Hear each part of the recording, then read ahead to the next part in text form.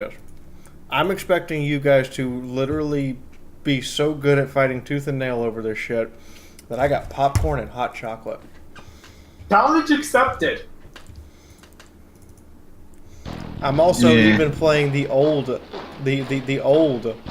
live stream music. Wait, what? I'm playing Red Alert. The Hell March. Hell March. The good old Hell March. Fiaura, shall I send you a link to the doc right now, or shall I No, send I'm it supposed in to the read that. You're not sending me links to anything. I'm not reading anything. You're going to describe it to all of us, and then I'm going to ask you questions. Oh, so an interview. Yes. Okay, You're being interviewed for your position. Hi. Hello, Carl. Hello there. By the way, Pete, did you get my DM? Did I get your what? Direct message. I probably did and just haven't read it, and I'm a bad person for not reading it. Yes, I understand that. That makes me giggle. I like the creativity. I like where this is going. Cool. All right then. Wait, what? So, for everyone's viewing pleasure in tabletop gaming now, Rogue Trader PDF at here. There is a free copy of the PDF because it is now open rights according to Black Library. That is the book we will be using as the core book. Someone already gave everyone the book like a week ago, 2 weeks ago. So make sure we all have the same book. I am downloading it right now, Fiaura. I am putting a backup copy on my on a stick as we speak. As soon as the backup copy is ready, I will switch to camera mode, and we will start the travesty that is these interviews. So how's it going to be? We're going to launch After I go over announcements, and after I go over positions that you can And apply story for. Story time is tomorrow's video. Because it's not finished yet. Because I'm a horrible person, and I have literally, I've gone kind of all out for you guys for that one. Yeah. What program should I use to open this? It's a PDF. It's a PDF, so Adobe. usually Adobe Reader, although there are third-party readers. Just be warned, third-party readers don't always work well with Adobe files. It says there's an error opening it. May have goofed up on the updated download. Yeah, you may need to update Adobe, but I will also give you guys a link now in Tabletop Gaming to all of the Rogue Trader books that I have stored. However, I give you fair warning, I have them stored on a Russian website because the Russian website host is free. Yeah, I've seen that website. I've downloaded the books from it. I think it's the... This is taking forever to download. Fee, would you like me to make available my copies from that website, which are on a Google Drive? Good idea. I want everyone to understand where they're stored and why they're stored there, and if you get a horrible, horrible computer virus, you did so of your own volition, it's not my fault. Oh, man. Not that I would give you any of your computer virus. Hopefully not intentional. Just letting you know to scan these as you download them to make sure they're okay. Fiaura, that's why I'm using my iMac. Alright, ladies and gentlemen, boys and girls, children of all ages. Reminder, I will be at Cider Fest, Ponyville Cider Fest, in Milwaukee, Wisconsin. Let me double check the date and times, because they appear to be updating. I will be there on October 19th for the beer romp, the roam around the bars, different bars, until October 22nd. Where else am I going to be? NicoCon. I will actually be at NicoCon hopefully a week early, depending upon Nightmare Nights' decisions about my applications for going there. But it's November 3rd through the 5th is the actual convention in Hampton, Virginia. So there's the two conventions that I'm confirmed at right now. I've got a bunch of others I'm waiting on. In the meantime, I'm going to turn the music down, but it's still going to be playing in the background. So how this is going to work, everybody, is the following positions are open: Captain, Master at Arms, Master Gunner, Navigator, Engineer, and Master Explorator / person who writes down everything that you guys do. Those are the 6 positions open on the ship. You can apply for 2 of them with your character. Everyone is also bringing me 2 characters. What? We're supposed to. I thought you only had to bring 2 if you were bringing a Xenos. If you're bringing a Xeno, you have to bring a human character, and you can bring an optional Xenos character to apply with. But you have to give me pitches for both characters. And then I will give you my questions I wish to ask. The group will ask their questions. And when everyone is done, we will then select candidates for the ship.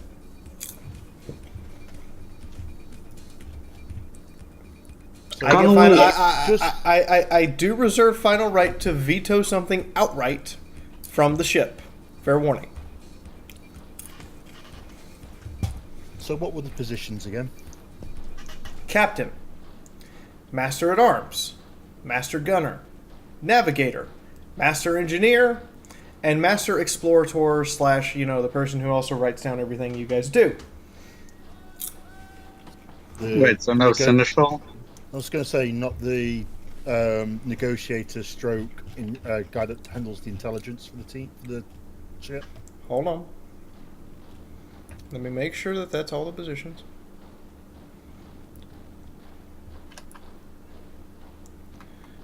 So, no wing commanders.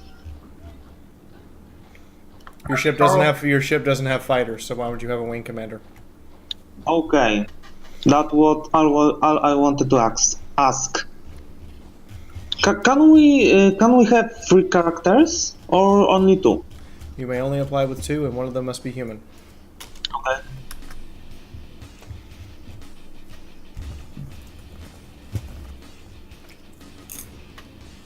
Okay. What order are we going to be doing our pitches in? From top to bottom in Discord, or what? It'll be top to bottom in Discord. Alright then.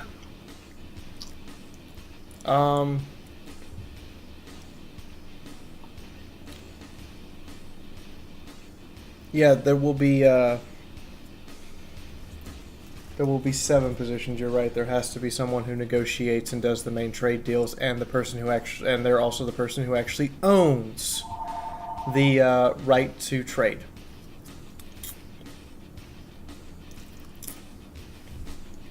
So you have a captain of the ship, and then you have the rogue trader themselves. The captain is basically the person who's in command of the ship, but the rogue trader also gets.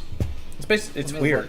What it says in here is basically the captain is the rogue trader, and that he delegates tasks to the crew such as security, engineering, intelligence, negotiation to the other team members. All right, Yeah. so you guys will need a. 1, 2, 3, 4, 5, 6. There's actually 8 positions. I stand corrected. You will need a rogue trader himself, the captain of the ship, an arch militant, an astropath, an explorator, a missionary, a navigator, a seneschal, and a void master.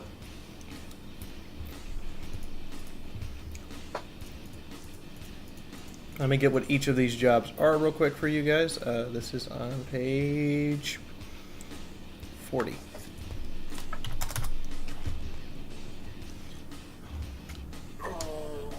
Alright, the rogue trader is effectively the captain and the person who sets all of the rules for the ship. However, they generally delegate tasks to everyone else. Arch militant is the person who is basically I am the Marine. The shoot first and then ask questions never and then shoot more. Well, Pretty isn't that much. a class, not a ship position? It is. It's ship positions are the classes in this game. Yes. The astropath is the navigator. Also the psyker. Radio. So they're going to explode.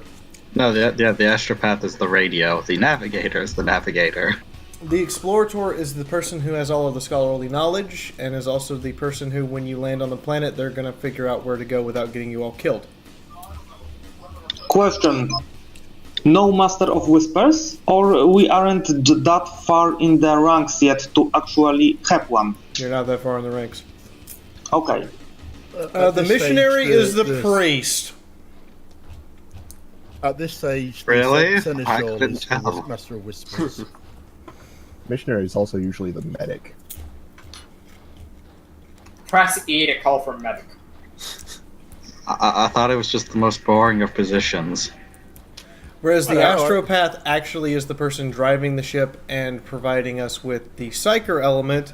The navigator is actually the person who is providing us with the physical maps and common and lores about the warp and forbidden lore and all of that wonderful shit.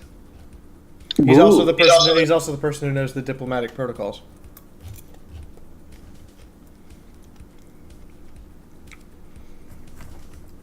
The Seneschal is Master of Ceremonies, Master of Coin and Commerce, Master of Logistics, Master of Emissaries, Master of Whispers, and Spies. Is the first line of the character class description. verbatim.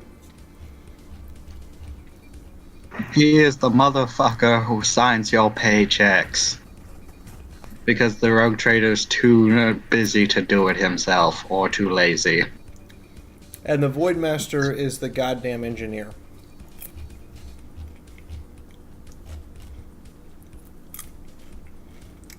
He's also the kind of like the XO of the Arch Militant, but he's primarily the engineer. He's the one that knows the ship like the back of his hand and will step out the shadows and shank you when you're least expecting it.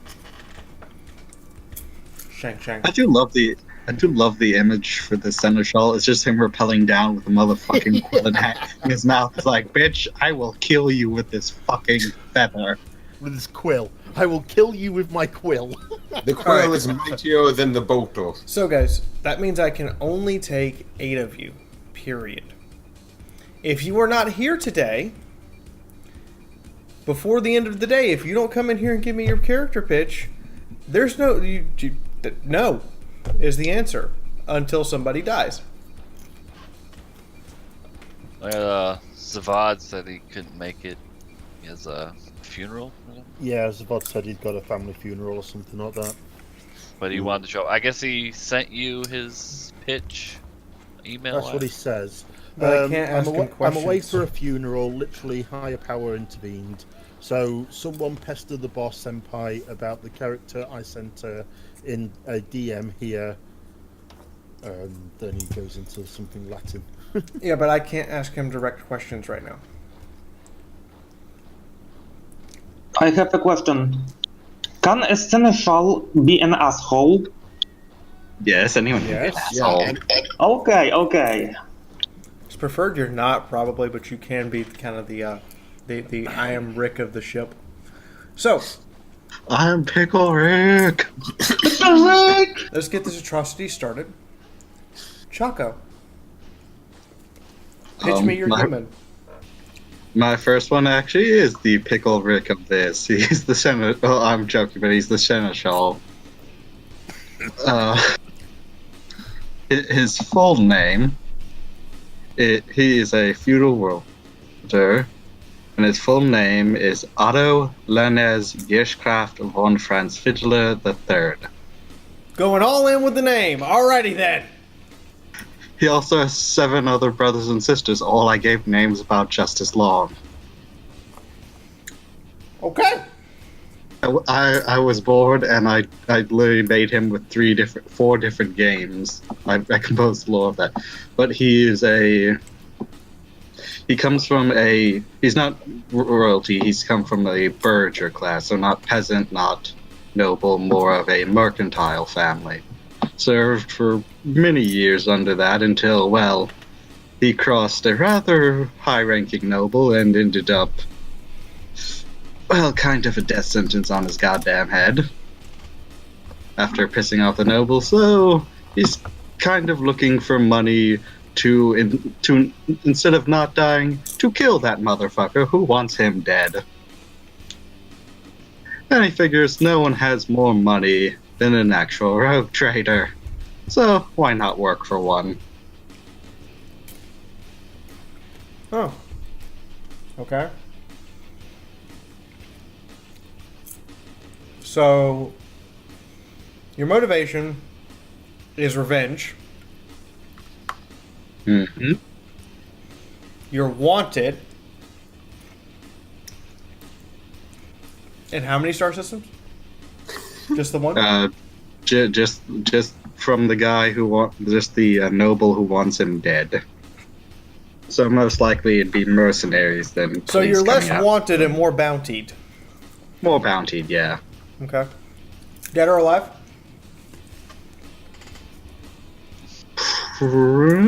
Probably dead or alive. I'm not sure. Okay. I even have the man's name. It was Ikenhart Marcos. Was the planetary noble that wants him dead. named your hunter Dick? No, Ikenhard. Ikenhard. Okay, It's I heard Dick and Hod. No, it's Ikenhard Marcos. I vote for that. I apologize, I have penis on the brain and I like Hetty's vote. I will say that. Oh wait, what position are you applying for? Seneschal. Okay. Now the character also once had a wife, a Miss Bianca Are, but she is dead, and well, because of the Marcos, and that's one of the reasons he's running, because they got her, and they're not going to get him. Wow, real stand-up citizen. Is your wife dead or alive? Dead. Oh, they murdered her already? Yes. Murdered her, so he ran away. So you're a widower? Yes. And his basic goal is he does not just want to kill Marcos. He wants to, I even put it down in the long thing I wrote, he wants to see every land holding they have burned. He wants to see every babe of their family smothered in their cribs, and every elder left to rot. Okay, what's his preferred method of murder? Poison, but not the simple, like, you take and you fall asleep. The poison that when you take, you start foaming out the mouth, your eyes start bleeding, just so we can watch the pain course through you before you die. Added bonus for this person was probably a heretic. So, Hi, everyone. He doesn't particularly care if that person's a heretic or not. They offended him. That's more than enough to are you a die. heretic? No, he's loyal. I mean, he's not most profoundly faithful, but he's still someone who is faithful. What's your opinion on Xenos, if any? He doesn't really have any. He's never actually seen one. So all he has is the church saying they're evil. So he kind of just like, okay, I guess they're evil. Okay.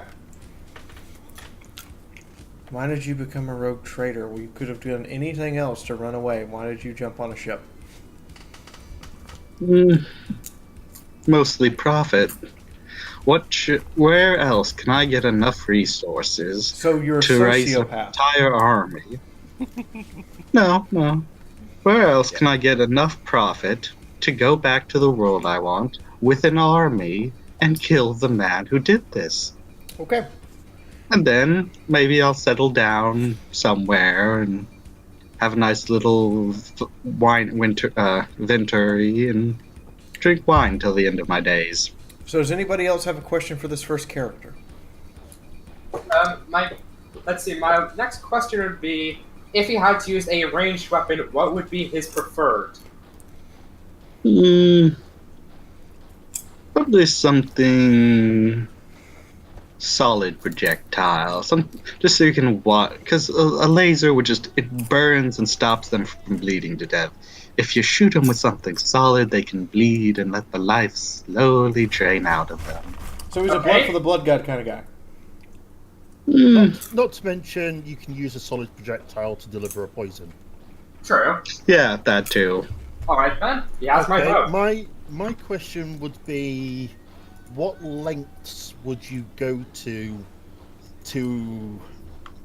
guarantee your position on the ship and your ability to carry out your vendetta? I have a better question. How willing are you to backstab everyone on the ship? Alright, that's the less diplomatic way of putting it. And the more Do- one. Let's see. Do any of them pay me besides the rogue trader? If I said yes, I'd be lying. Then they're expendable. I could pay you in beer. You can pay me in your wages, and then maybe I won't. As long as they said, Is this a hostage situation or a new crew member coming aboard? I'm trying to get a bit... Both. it's both.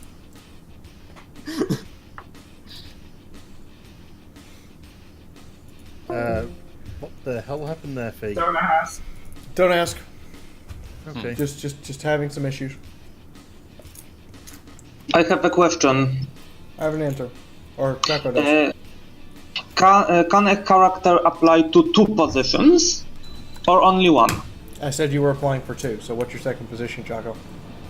But we can have 2 characters, so each of the characters can apply for 2 positions each.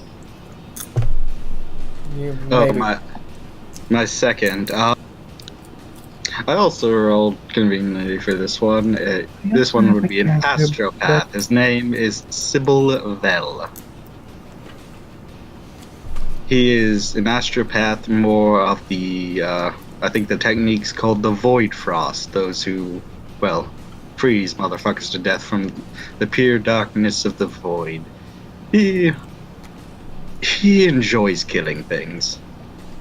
He grew up as a tiny, sickly little bard on his home planet. No one really paid that much attention. He was actually quite shit at singing, but, well, people just kind of threw money at him to get him to shut up and go away. And then his powers started appearing, and that means dragged off to the black ships. Ah, another sociopath or psychopath. Yes. No, I'm getting a bit of a theme here.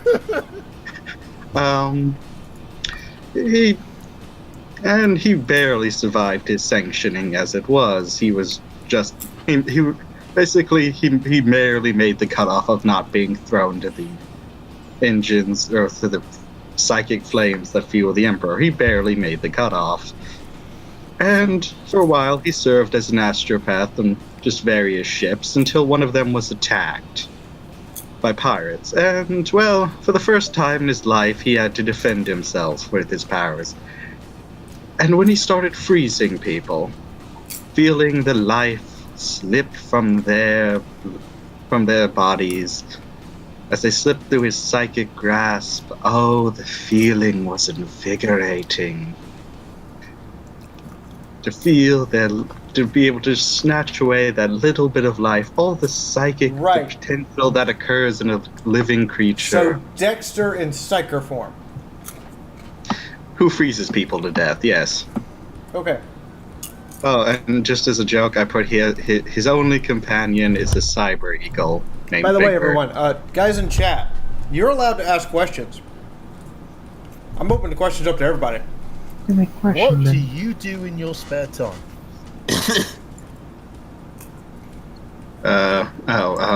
You talk about Sybil, Because I'm scared of what this one's going to get up to when he gets bored.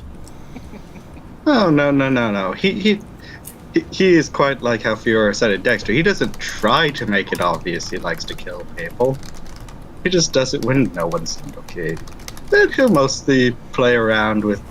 Yeah, he's actually quite fond of animals, and he'll not actually kill them. So he mostly plays around with his little... whatever familiar he can get his hands on. Petting them, playing with them. The only companion he wouldn't probably kill. Chaco. First off, don't ramble, because you've only got like 3 minutes left to sell us on your characters before I move on to the next person. Oh, sorry. Second, I have a question from chat. What type of beer does your character like? Wait, what type of what? What type of beer?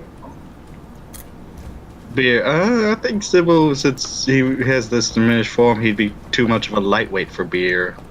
Oh, non-alcoholic, right. Can I ask a question too? Sure. Does Big Bird kills things by clawing them or eating them? I can't even hear what you're saying. Does your preferred method of murder include clawing your victims or eating them? No, just merely freezing them to death. and watching as like the life drains from their frozen corpses. What about Big Bird? Choco, I think What does he you like? see somebody. Okay. Any final questions for Chaco? Yes. Does his second character come from Kislev?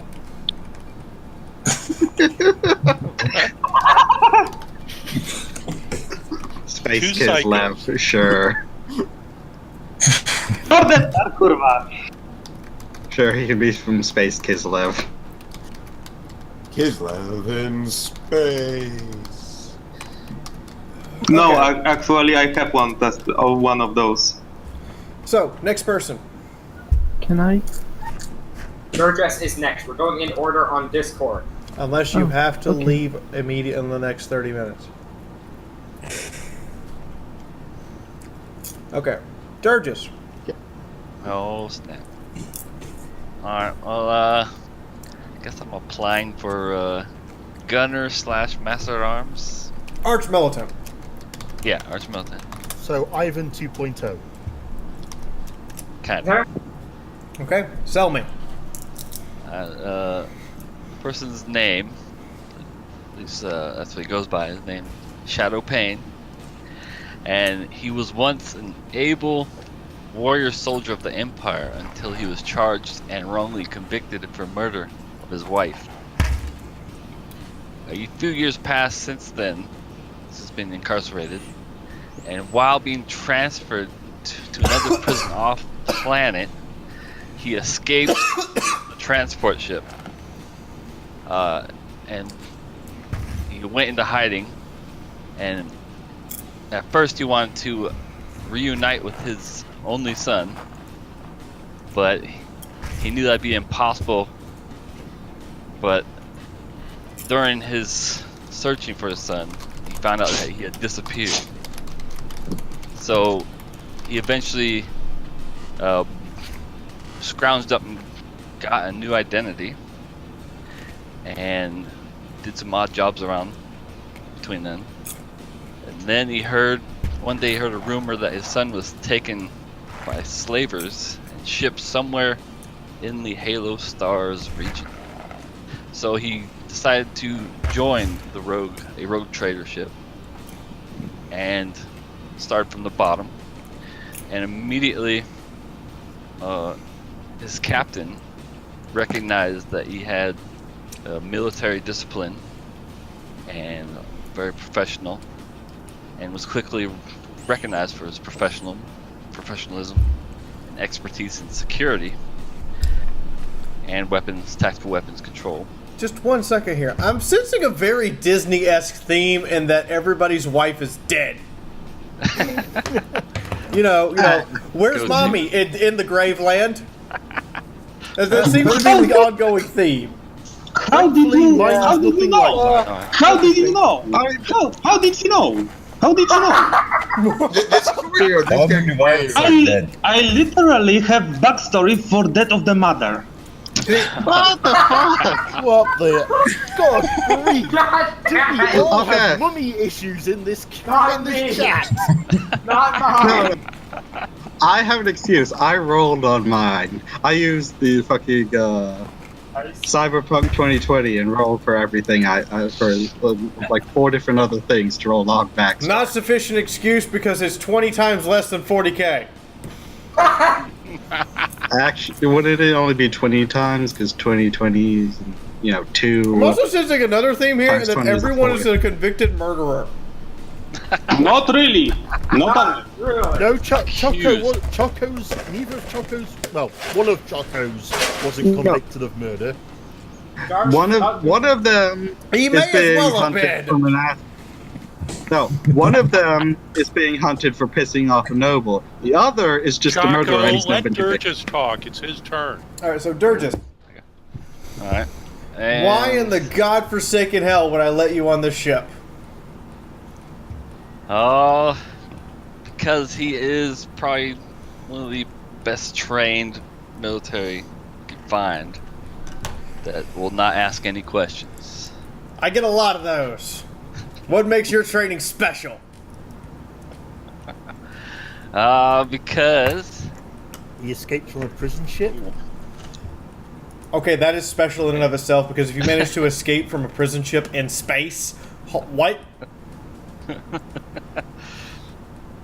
Yeah, wasn't easy. All right, so next question. Yeah, because he did it by digging. I think Lucas Player has exactly the image in image spam right now that I'm kind of agreeing with. Okay, let's see it. All right. Next question. What's your opinion of Xenos? As long as they don't get in my way, they won't have any trouble. What is your greatest failure? His greatest failure is not being there for his son.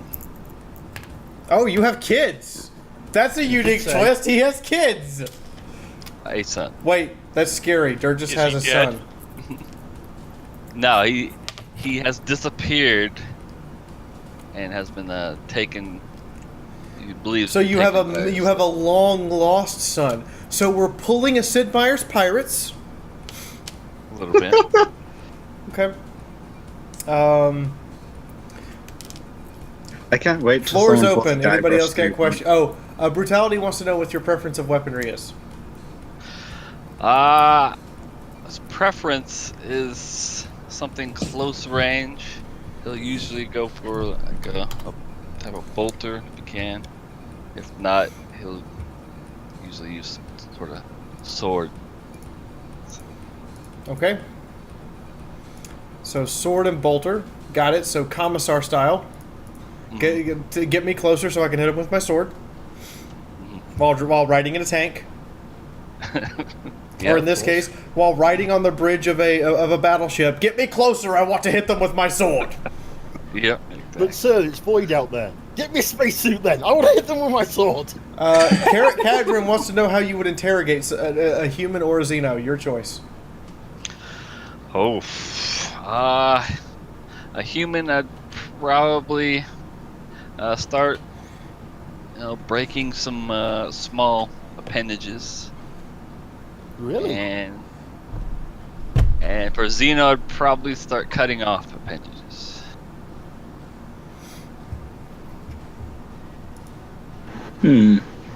Very, very dull in your uses of destruction. What See. I'm gonna. Oh, Kuramachi, that is not approved. I'm gonna have to time you out just for that one because you don't say stuff like that in my chat. Okay? No racism. Like everything up to racism is fine, but racism is not. It's okay. I have to I ask. understand. Would your character embrace other powers if they promised him his son? He would. He would probably at first be hesitant, but he would. Okay. My question: why wasn't your interrogation method more creative? I mean, the last time I interrogated somebody, I was playing a Dwarven Street Samurai, and here's what I did: I skinned the guy alive, looked at our mage, and went heal him and make sure there's no scars, so when I start over, the pain's fresh. After doing this 3 times, not asking him any questions, not listening to his plea, I did this 3 times without taking any information from him. And then after the 3rd time of him being healed, I walked in, stabbed my sword through the table, and went, "Look, your Yakuza buddies will torture you, but they will kill you. I can do this as long as it takes. So, where's the meeting taking place?" No, I prefer efficiency. I prefer to have fun, but okay, for efficiency it is. Do you have anything else you want to tell us? And does anybody here have a question who's in the channel with us? I have a comment. Dirge's comment is a lot saner than either of Choco's. Point!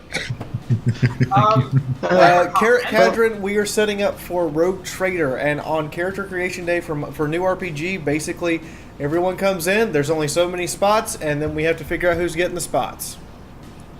I was gonna say, well, the only partially sane person I would have submitted was Alistair, and well, since he's denied, then I just I decided don't I'll let make people play the fucking- same character over again. I don't know, but since that, I just decided, well, if I can't make my one sane guy, or quote unquote Also- sane, I'll just make 2 insane guys because they're fun.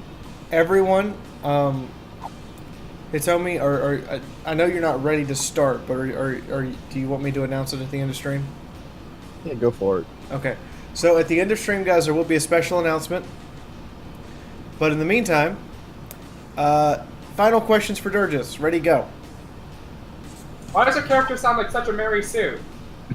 Oh, What? don't say that. Ow! Just stab him in the giblets, why don't you? A Mary Sue is a perfect character designed to stroke the author's Catherine, I was playing a lot of Shadowrun, the stuff in Warhammer 4th edition. 40K. He That's the game I sounds was like playing one. for the dwarf. It doesn't sound like Carl or Drago. I have a question. James Buckler has asked, what is your first reaction to a boarding party and you're the only person on the ship? Oh, it's basically start screaming and charging headlong with the sword. Okay. Anybody else? Last call? Going once? I would have liked to have answered that question. Go ahead, Tom. Answer that question. Explosively decompress the ship. Good answer. So essentially, yeah. Creative answer. But you know what makes it even more creative? It's your turn, Tom. Unless Durgis has a Xeno he wants to submit. No, I do not. No Xeno. All right. So we're going all in with the Arch Militant. Mm-hmm. Okay, you will not let former characters be here. Correct. So that means no Gunther after all. Because that was one of my ideas, is he survives. If he survived the final... Spoiler warning, he did not. Okay, then he's out the window. Well, it could be his What cousin. about Smack-a-Face? Well, he survived, but not how you would want him to. Smack a face threw his lot in with Slanesh. So, Is he now a living head? No. I won't give any more spoilers, but I will say that Gunther is not the same Gunther he was. I am Jaime Fortuna's minimum height size Ogrin. But he's not got a head implant. I am doing research trying to find, or I have been sent out here to find my little brother Gunther. That could work. Backstory is, he walked up to Commander Fairgates, or Colonel Fairgates, and requested information as to what happened to his brother, since all records have been deleted. He's a smart enough Ogrin that he actually is. He got Gunther's lost brains. Okay. What position are you applying for on the ship? Rogue trader or shipmaster, whatever it is. Oh, first one to go for. Okay. I like it. Got balls.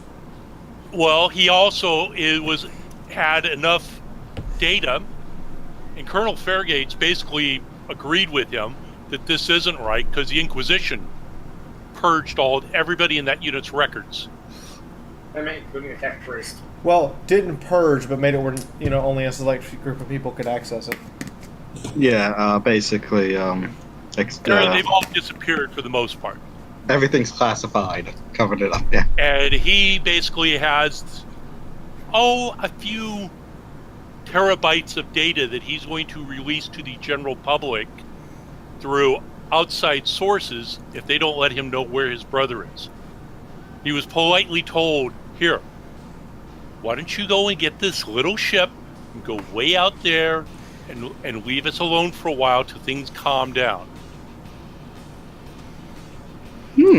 So he's motivated by finding lost family member. Actually, he's motivated because he was told, get out of here or they're going to kill you.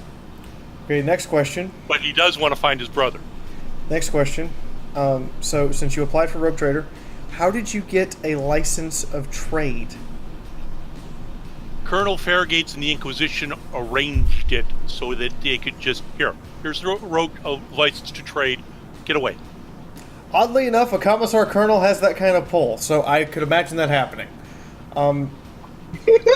Because I figured the Colonel felt bad whatever happened to Gunther So and the rest of the unit. And maybe had one of those trading acts on hand. So what are you? What's Now, the are word I'm looking for Ogrins here? considered human or abhuman? They're abhumans. So I need a human. Hold on, as a hold on, second. hold on. I have more questions. Shoot. So, what were you doing before you went looking for Gunther? I was in a guard regiment. I was doing non-Ogrin duty because I was smart. I was What? more an Ogrin instructor. Can I submit a question? Shoot. You may. To what number can he count to? How This high do isn't- you, if he's a tell me smart when you want me to ogre. stop after he gets past 1,000. Oh my Wow. god. Holy He's been cow. Einstein level. This is not a normal Ogrin. He's He's just Einstein. he's an anomaly. He Here's has a- all the brains Gunther didn't get. So that Remember, So that Gunther had was- an 11 intelligence to start with. So everybody, floor's open. Questions? Go ahead and ask questions. Commissar Fieldbad, what are you smoking from chat? He did. I mean, Fairgates did try to treat you guys fairly, but at the end of the day, you were just more soldiers for her to throw in the grinder. Well, I can permission to give my opinion on what the answer for that probably is. Well, I have a question. Go ahead. Shoot. What did I miss? Since he's a smart Ogrin, would he be okay with doing manual labor? Like heavy manual labor?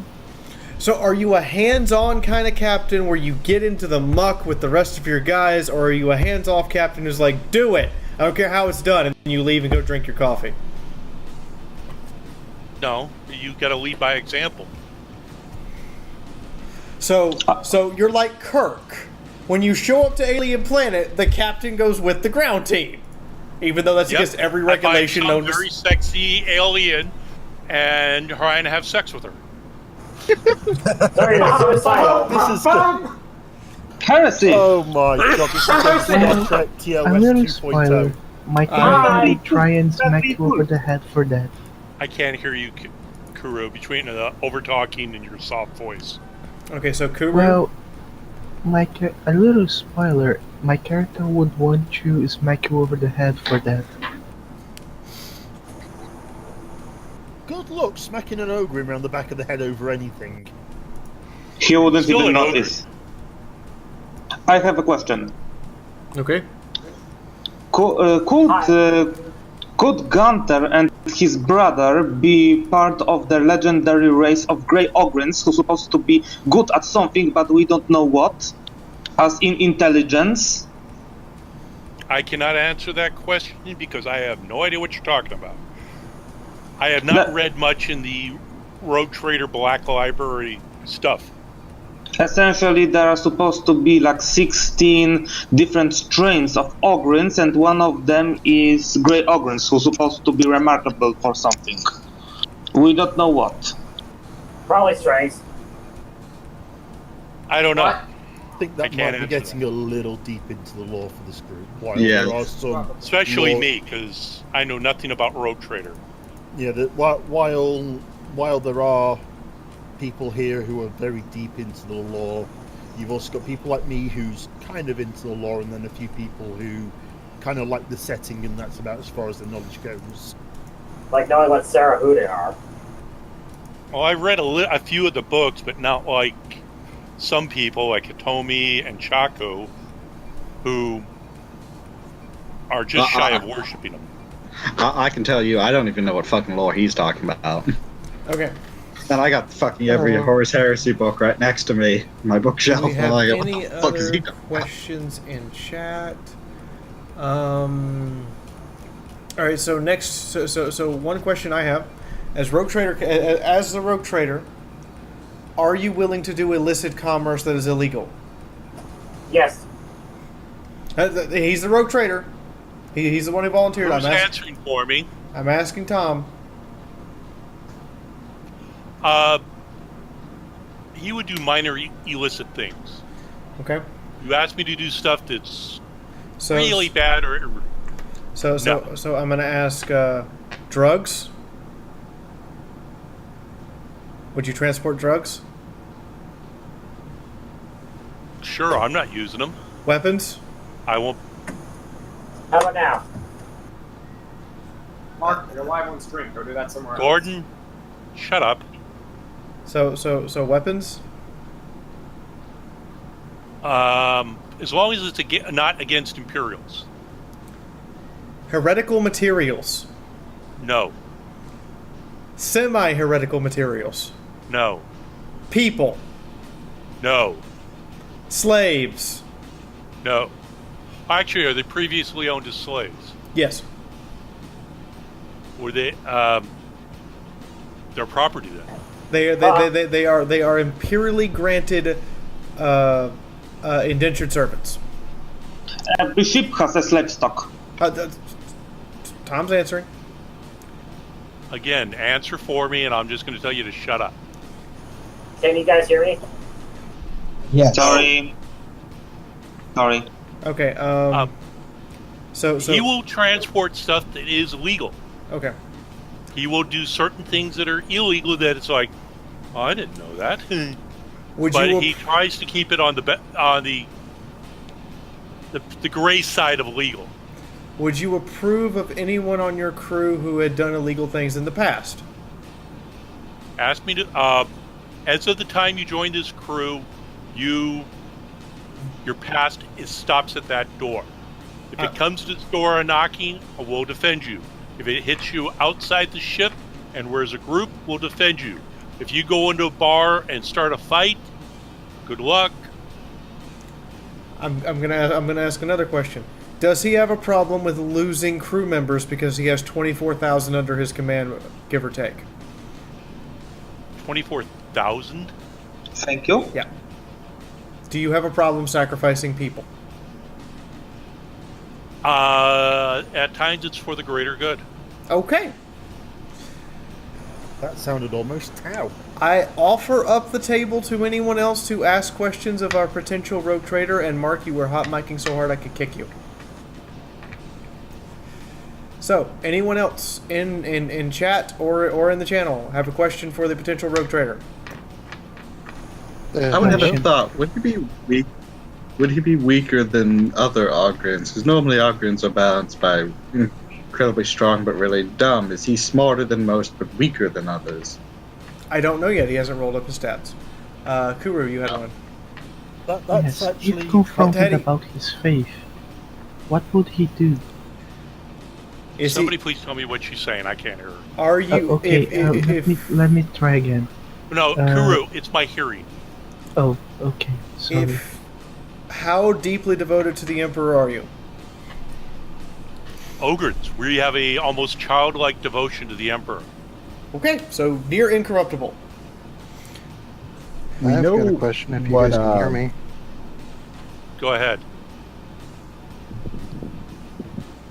Would the rogue trader possibly hire a renegade on the run from his past? There's like 12 of you on the run from your past, so I'm just going to start marking those characters off as nope, nope, nope. Hey, you haven't heard my character's backstory yet. You don't know why he's running. Well, as he said, he is going to try and say your past ends at your hire date. Okay, do you issue red shirts to your crew? Only for security guards. Would you trade with Xenos? Yes. Ripper gun or punt gun? Whatever hits harder. Good answer. Popcorn or beef jerky? Slim Jims. Coke or Pepsi? Oh, yeah! All right, Mark, your question. Coke or Pepsi? Excuse me. Okay, last question is from Vice Admiral Andrew. What is your view and stance about the Imperial Navy?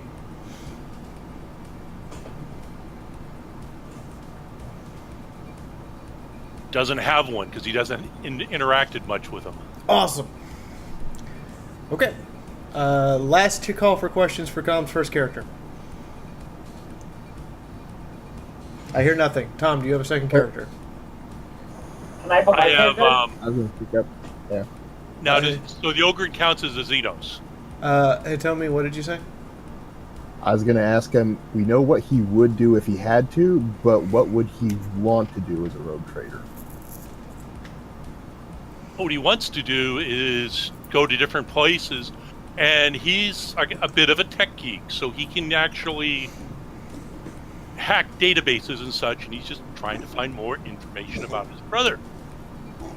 Yeah, but I was more referring towards like the dynasty and the trade thing. Like, would he want to play like looking for archaeotech, helping colonize new worlds, or trading legitimately, or Space, the final frontier. Okay. He's kind of like that. He'll want to go out, explore new worlds, possibly help colonize them, or protect ones that are being attacked by pirates. He's an all-around. He's not a goody two-shoes, but he's more than willing to help.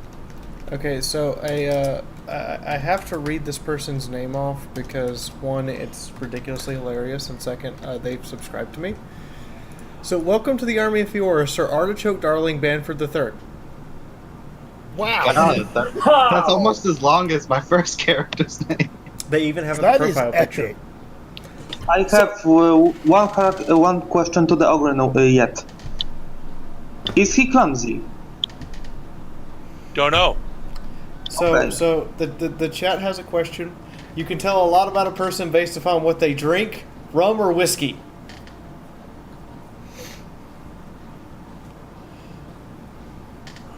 Scotch whiskey. Fancy. I got a question. Alright, final questions. Let's go, Mark. Cuban or Nicaraguan? What? Do you smoke cigars? No. Okay. Alright, do you have a second character, Tom? I have several characters, but if the Ogrin counts as a Xenos, it'd be like a Joe Snuffy ship's master at arms. Or ship's security. I thought you wanted the weird boy, didn't you?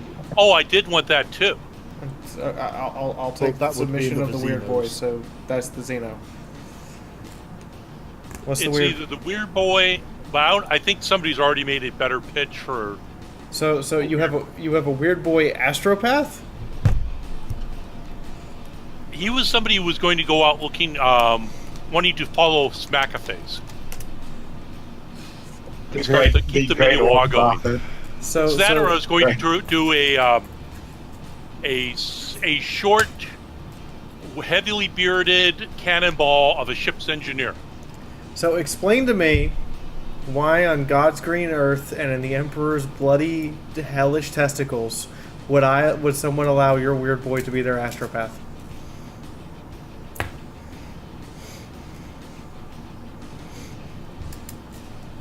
Can't give you a good reason.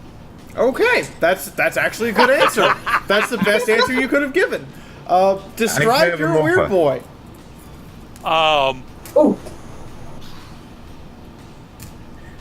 Orcish General Major. He did get rid of his stupid belled hat, since he's not around orcs very often, so he doesn't have to worry about excess psychic energy. But he still gets a little bit from the humans, and does still keep the copper staff for security or safety. Carries some kind of probably ranged weapon because he doesn't always going to want to use warp power. But he still has problems with warp power dribbling out of his nose, mouth, ears. Okay. Questions. Is he a follower of Gork and Mork, or did he convert to the Emperor? Like Smackaface. Oh, he wants to follow Smackaface. So the Emperor. He'll listen to the Question. Emperor. Answer, maybe.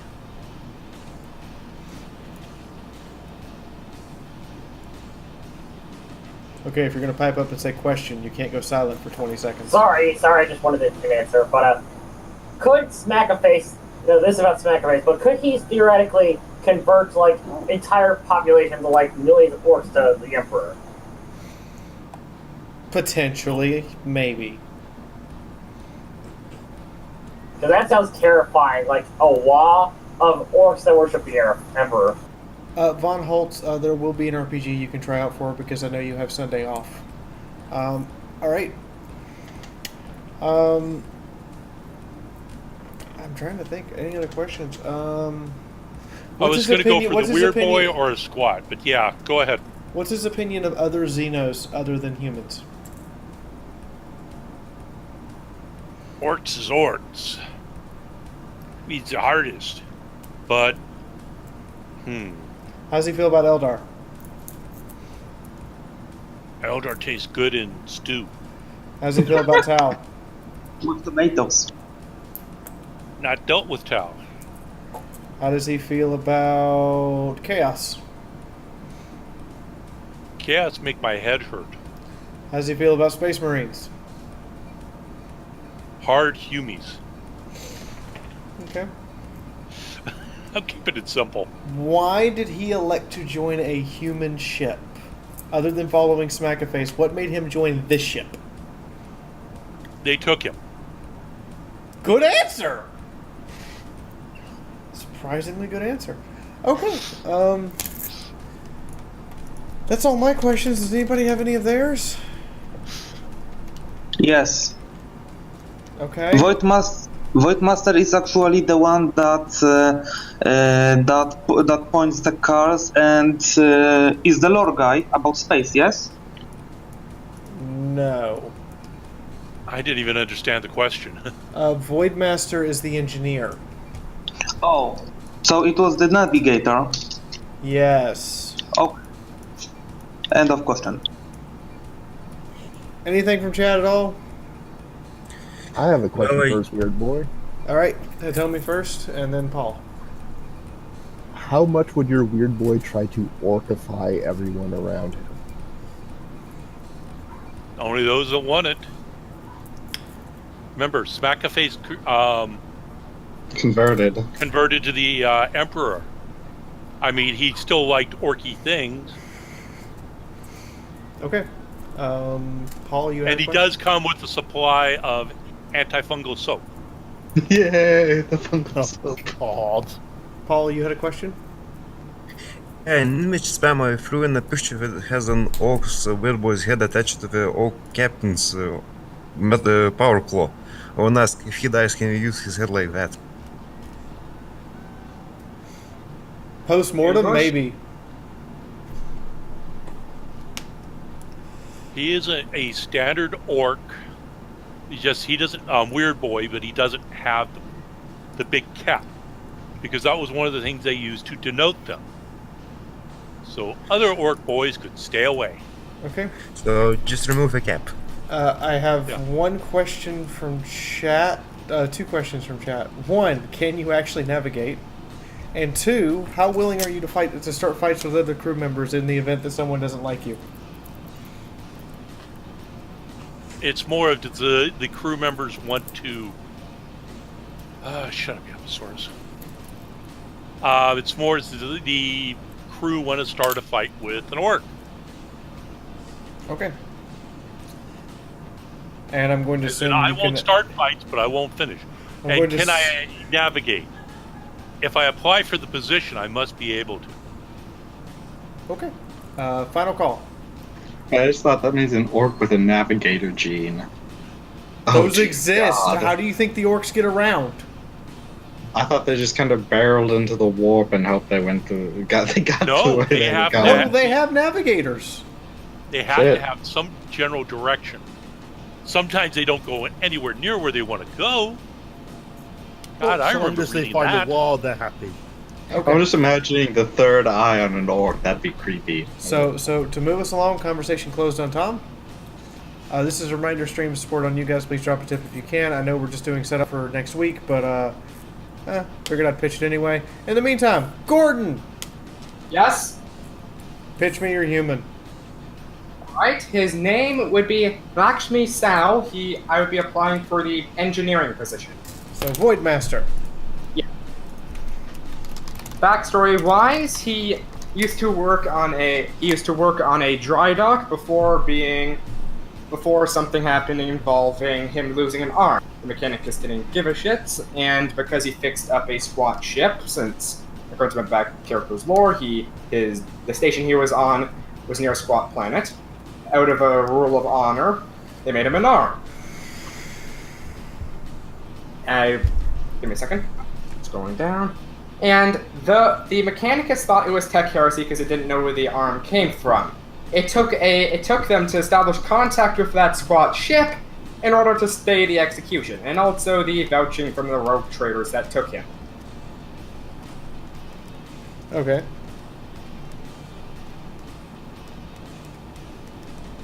So...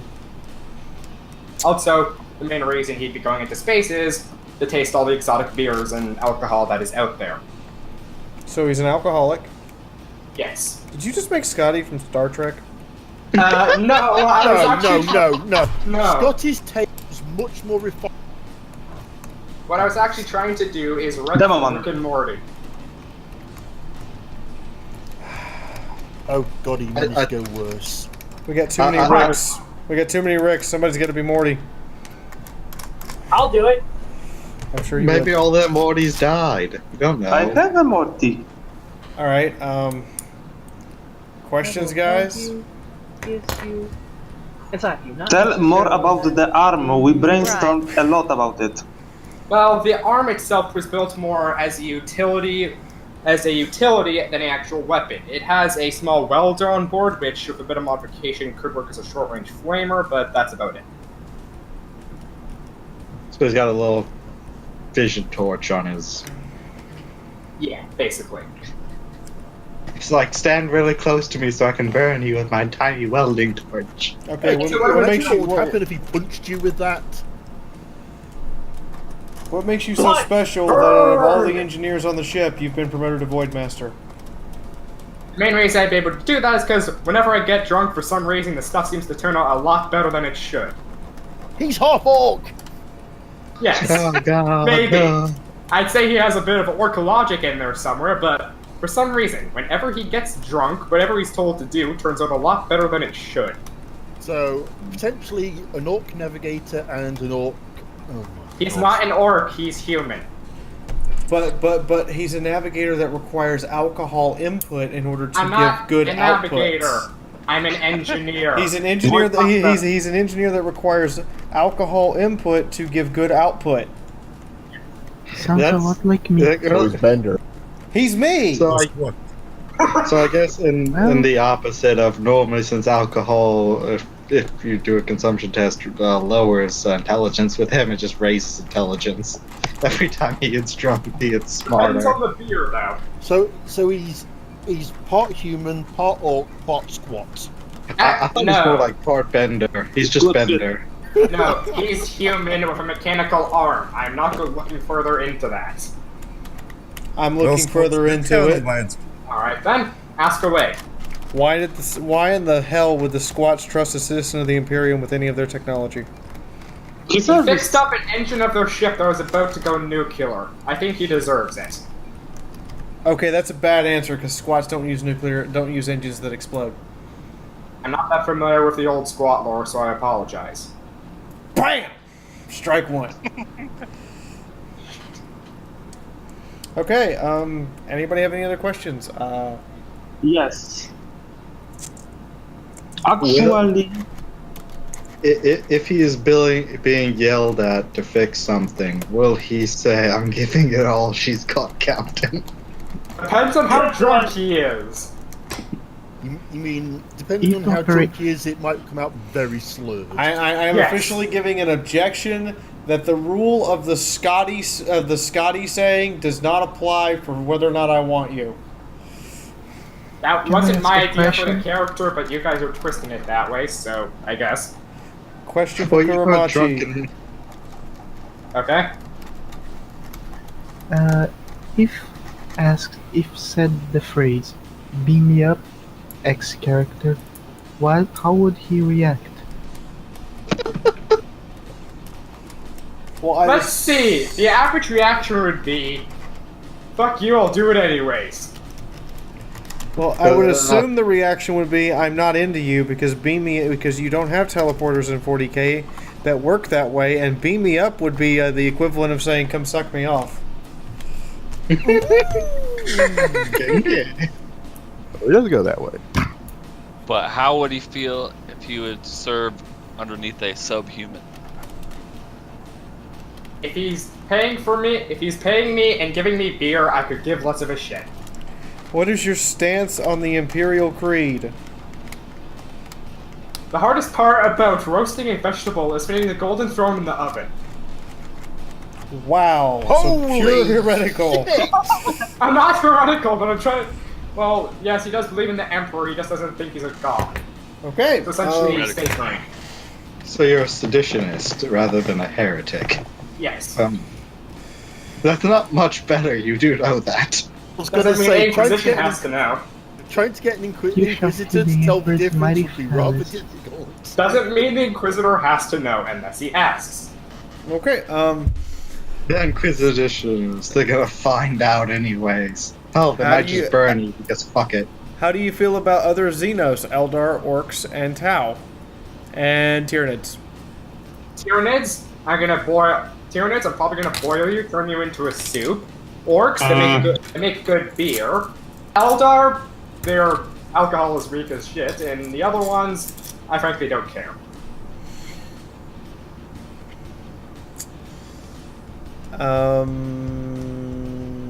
I got nothing else. Anybody? I had a good question, but I forgot. Otherwise, you remember when we were talking about the machine spirit? Yes. Bring it out. Alright, fine. The idea would be is that the machine spirit in the arm would slowly act like a voice in the back of my mind, depending if I'm not drunk, basically lowering my intelligence because it's trying to screw with me. Okay, do you have a second character you want to submit? No. Okay. Hetty! Hello! You're on center stage. Excellent. Don't let the stage fright kill you. Alright, so one character, two positions. Those two positions are Rogue Trader or this Seneschal. Okay, so we have a second person applying to be the Rogue Trader and a second person applying to be the Seneschal. Alright, who is this person? Greetings. I am Bertram George Cavendish, born among the mighty spires above the Blackburn Hive of the vaulted world Dumay. My life to date equals the span of 29 years of Holy Terror and the Immortal Emperor's reign. House Cavendish has ensured that I had the best of everything in life in preparation for my calling to be the Lord Captain of a mighty void ship. Question. Can I finish, please? Okay. As I stand here and address you, feel free to admire my long scarlet hair, my captivating golden eyes, my handsome features, not to mention this one-of-a-kind white greatcoat trimmed in gold and complemented with a deep red sash. In addition, my tailored trousers match the colour spectacularly, and the dark red ankle boots I think complete the ensemble perfectly. Wouldn't you agree? Now, my first duty is, as for all Imperial citizens, to the Immortal Emperor himself. My second, if you'll forgive me, is mine to know, but who knows? If you earn my trust, I may reveal it one day. And finally, my third duty is, of course, to House Cavendish, who seeks opportunities to expand their domain, and so I have been tasked to join a road trade vessel, recently changed of ownership, as part of the ship's senior company, and use its journeys to report new opportunities to the House. My chosen station in this regard is... sorry, I've just lost where I was. You have 35 seconds. For the ship in matter of laws, trade, and information. where I expect my education, political experience, and superior breeding will provide a boon to the vessel. Although I am sure that in securing the vessel's command will earn me great favour with Grandmaster Cavendish himself. As I have previously stated, my station through birth and proximity to Grandmaster Cavendish comes with a great deal of prestige. If also the responsibility to work hard in maintaining such a lofty station. And while it frustrates me a little to have put all that effort behind me, this new ship I think will offer many opportunities to spread the reach of my name and build on my importance. Now, Time's up. Ask. Last paragraph as well. I did tell everyone you would have 8 minutes to plead your character's backstory. Hetty used all 8 of his. That was not 8 minutes. I'm looking at my broadcast timer. You started at 1:02:10.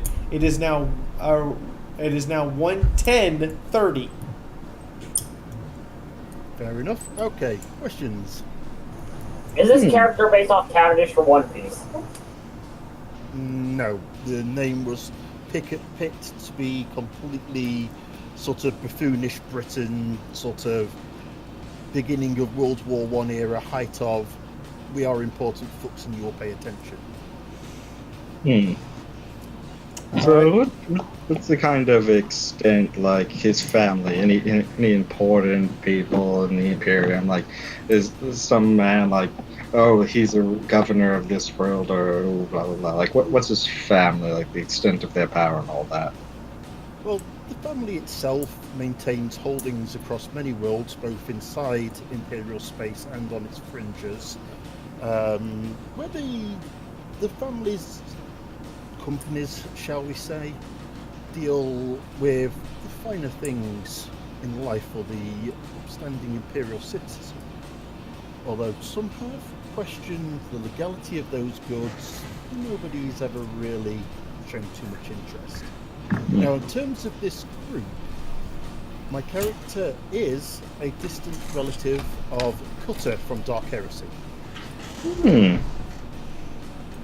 How distant? How distant? Sideways and a few generations down. I thought the name sounded familiar because I have your sheet, and from Cutter's old sheet, I was like, that sounds familiar. Yeah, Nihilus was the family that Cutter was from. In my little personal lore, Cutter's disappearance left that house with no rightful heir, causing a war within the house for the succession of its titles and wealth, which caused the planetary governor to disband the house and share it out amongst the other houses of the world. How heretical is your family? Why, we are of the family are fine, upstanding citizens of the Empire. Bullshit, you're nobles. How heretical is your family? Well, it has been questioned as to whether some of our dealings are strictly legal in terms of the nature of the goods, but I assure you, there's nothing that would require investigation, certainly. We have the documentation to cover it all. Okay. Question. See, I really wish this would be. I could have. Just be. If only that was Alistair. He tried to mostly burn your guy, not because of like what his legal dealings, just because he wants to burn people. The family. It's like, oh, you're related to the man in my has head. a question. Kuru. Can I got a question. Can I burn this guy? Quite possibly. Go ahead. Well, okay, I was expecting this guy to get on people's nerves by the end of the sessions. I didn't expect it to get this bad this early. Well, he's a noble, so he deserves to burn. Tom, your question. Oh, I got a couple real quick ones. Coffee or tea? Tea while engaging in matters of importance. But if we're talking socializing, then a stiff spirit with a sweet mixer generally suits my palate. I have I'm one. to get my canisters of holy permission. I'll be right back. Sorry, Tom? Chicken I or have beef? one. Okay, I'll ask. You know what? Pork. Do you think of Colonel Crittenden from Hogan's Heroes? Pork. Red wine or white? Ooh, a nice red wine suits many a meal and occasion. Okay, so Brutality has a question. How good are your reflexes? Because there's a lot of people who are going to want to punch you in the face. My reflexes have proven sufficient, although my strengths lie more in my political contacts, shall we say? Okay, how willing are you to sacrifice people? Well, sacrifices must be made for one station, and it's the core of politics. Okay. Are you willing to transport illegal goods? And offend the Imperial Emperor? Now, that said, if those goods were to be correctly documented, then I'm sure an arrangement could be made. Drugs? Certain chemicals have a recreational use. Xenotechnology?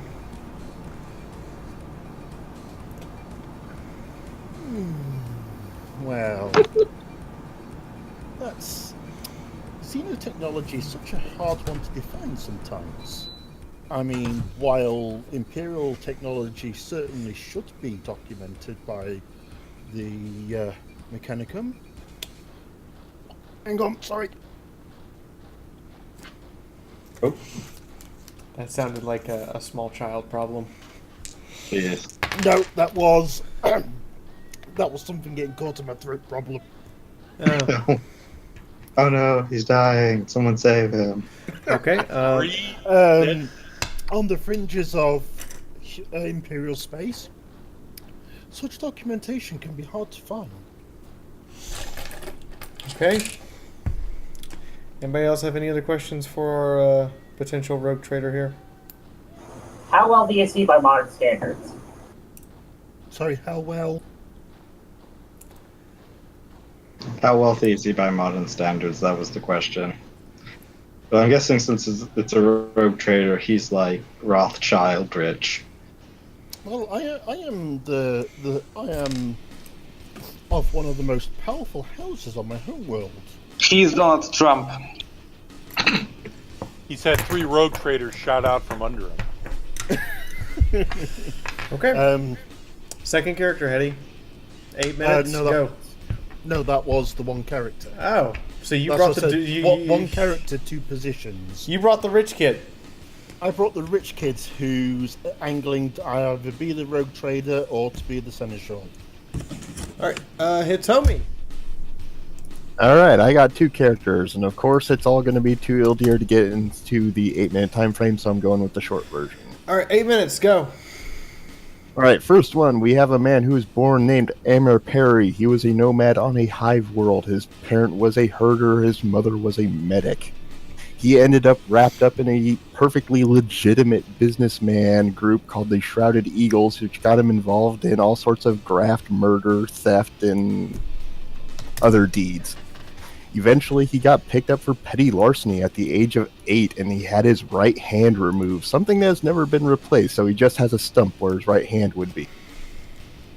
Eventually, as a teenager, due to all his illicit dealings in the Underhive, he ended up in a guild for the artisans. He ran basically as Indiana Jones, exploring the Underhive and getting relics that could be replicated or just straight up sold by the guild. When he became an adult, he was press ganged into a war for a merchant combine, the Verivast Combine. They had an unruly colony that they sent him to in order to put down the rebels along with the rest of his unit. It went pretty poorly. His military career is filled with a lot of failure and a lot of over-aggression, with this one-armed psychopath charging people with a pistol trying to shoot them in the face at point-blank range. Get me closer, I want to pistol whip him. As such, he actually has a big scar across his throat where his head was almost sliced off, leaving his voice very rough and gravelly sounding and pretty hard to understand a lot of the time.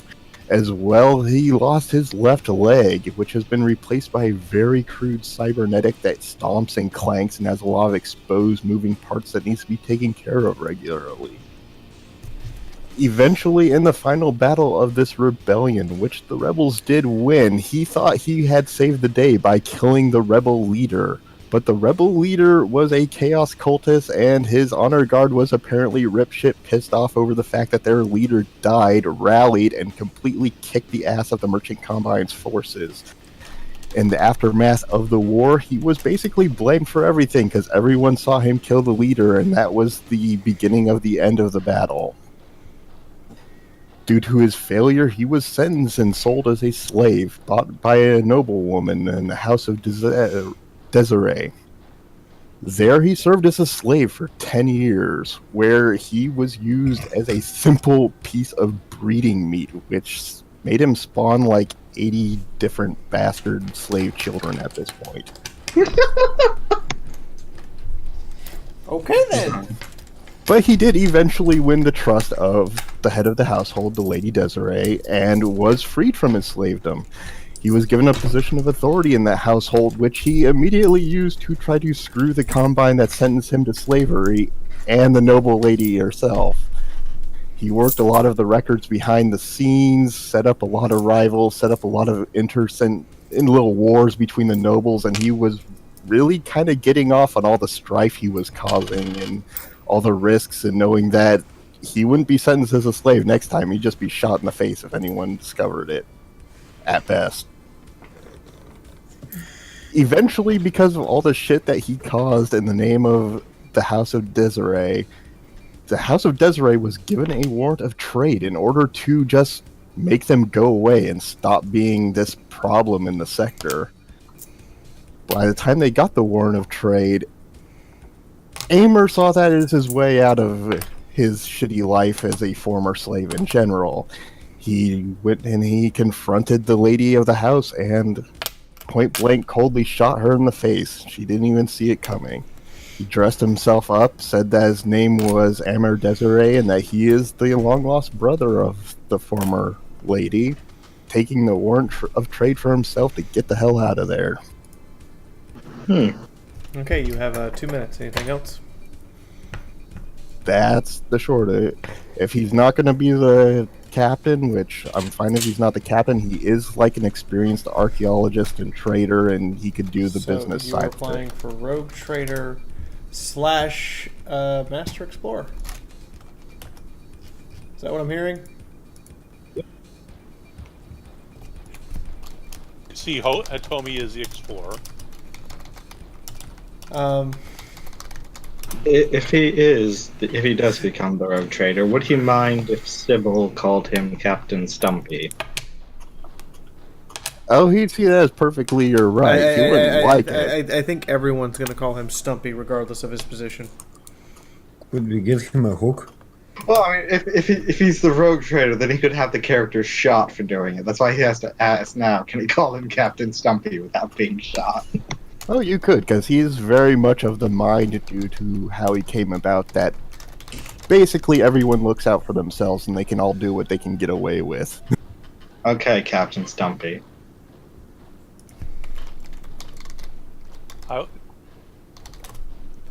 I would call him. I'd let him call you Captain Stumpy all the way to the airlock. Exactly. Might be worth it. Just as a joke for everyone, currently on my desk, I have 4 British pounds, 10 cents Canadian, 250 euros, 50 cents in Spanish peseta, circa 1992, and 70 cents in American quarters. So is that the old round pound coins then? Yeah. Oh, the ones that are like Margaret Thatcher. Pardon brassy and thought they were sovereign. In other questions, piece of breeding meat? Really? Yeah. Does anyone here not have a bad backstory that's just like, I had horrible things at... Well, actually, Hetty did, so I can't say that. No, I was going to say mine's a perfectly respectable. I didn't. Mine had a bad backstory. Okay, Zippo had a perfectly happy life. He's just a psychopath. Now tell me, But his what life is does he perfectly want happy. out of life? He is a thrill seeker first and foremost. He seeks a lot of the freedom and basically luxury he never had until he actually shot the lady in the face. So he's kind of a hedonist in that way. Stance on the Imperial Creed. He's got no problem with it. His mother was a priestess, and that was just perfectly fine. But is he a heretic? Oh, he sure sounds like He one. doesn't consider himself one. Okay, stance on Xenos. He's never run into one to really know. Naive as fuck, got it. Anybody else? Brutal Light's question, he would probably do the Ruby thing like Mercury Black and have a shotgun leg. Actually, I stand corrected. There's like 4 pounds and 50 pence here. I got like $10 on my freaking table because the British currency is worth too much. So he could kick someone and shotgun them at the same time. Awesome. Any other questions? No, it'd be better get yourself an auto grenade launcher.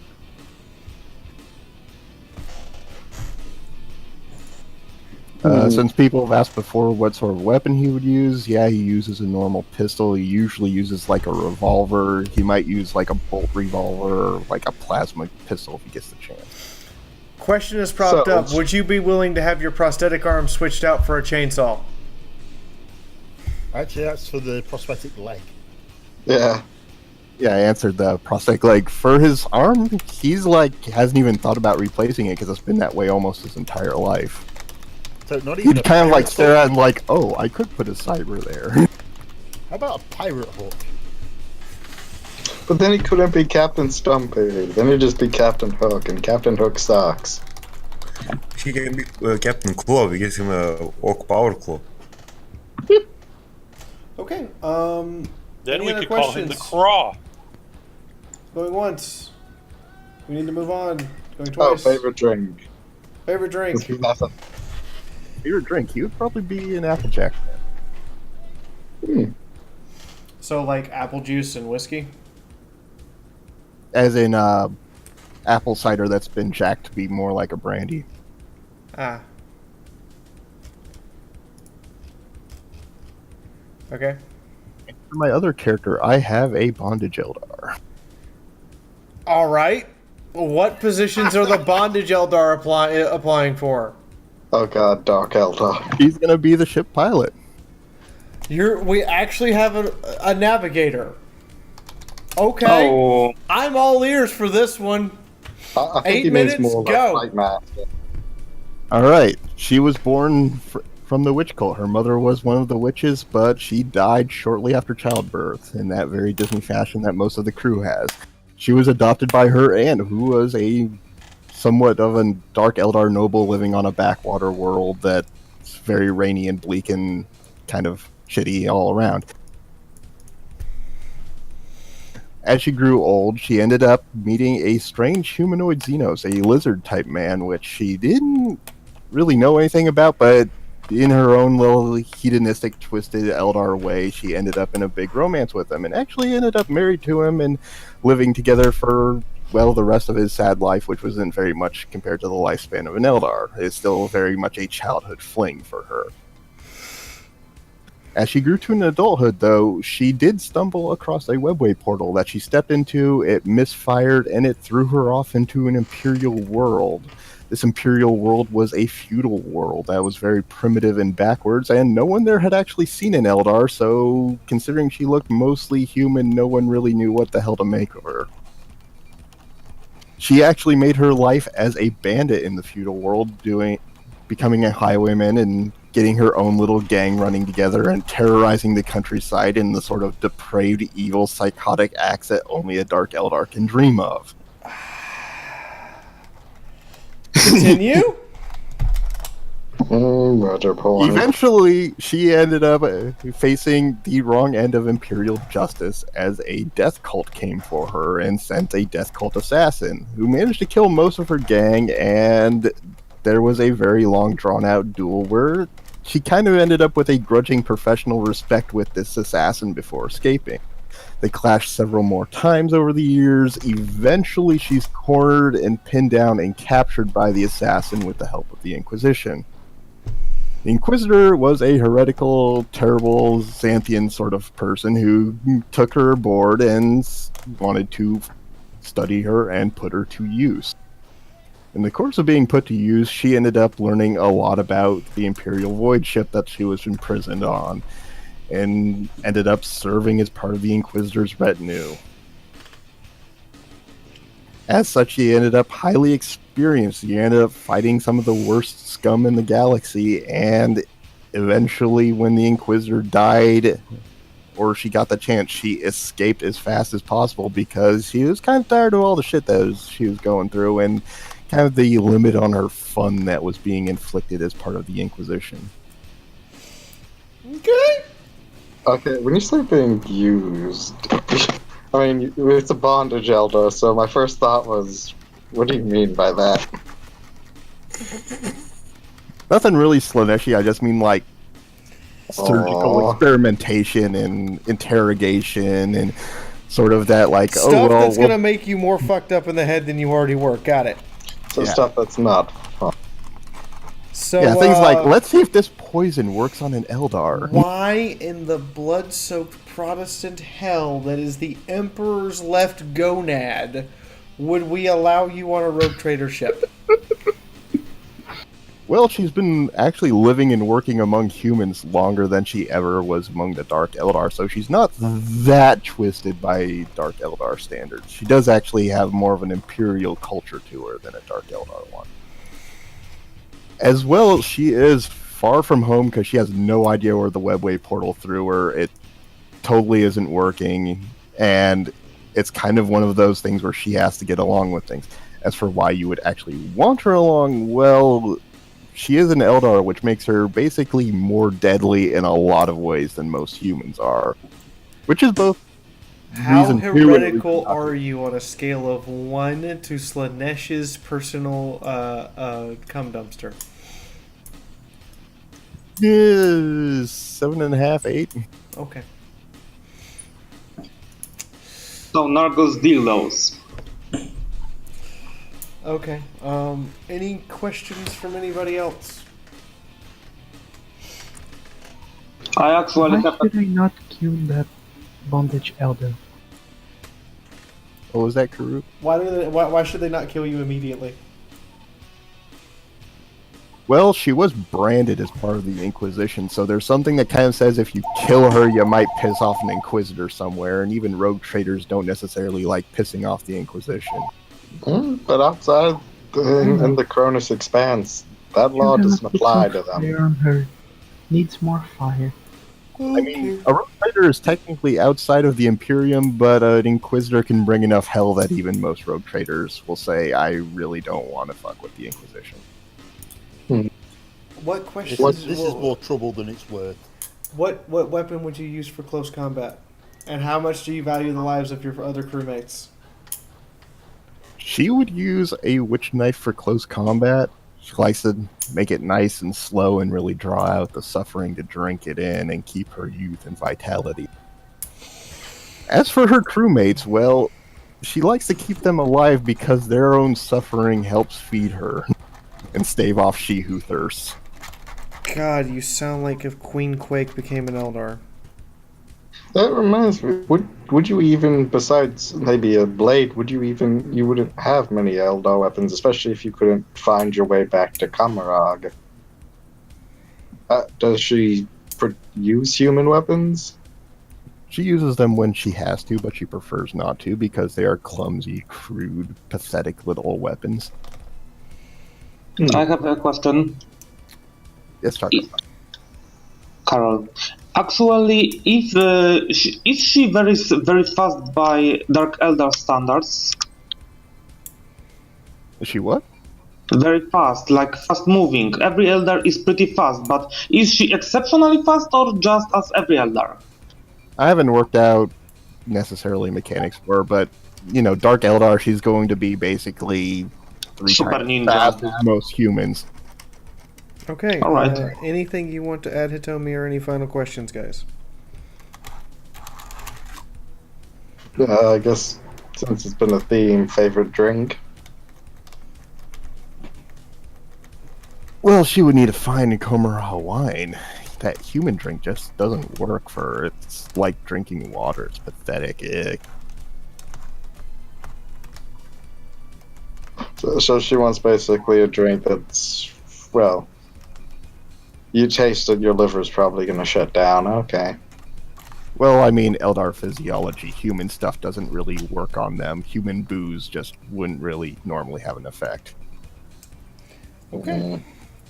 Any other questions? Can you speak the Dark Eldar language? She can speak the Dark Eldar language, and she's familiar with Gothic. And she's probably picked up that whatever odd language that lizardman used, which okay, for reference purposes, guys, so you're not worried about somebody else speaking, say question first, and, I'll give a couple seconds for everybody to say question, and then I'll recognize who's going to talk and in what order. So, anybody else? Okay. Carl, you're up. 8 minutes. Starting. Before I start, can I ask one question? Because I have three characters ready, and I need to know.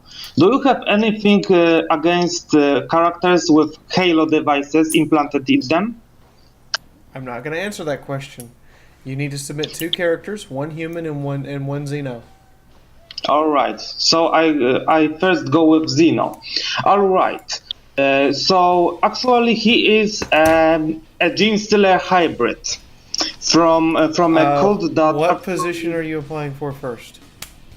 Missionary and Navigator. Okay. Now describe your character. All right. So I think I first say a few things about the cult. So essentially, they were.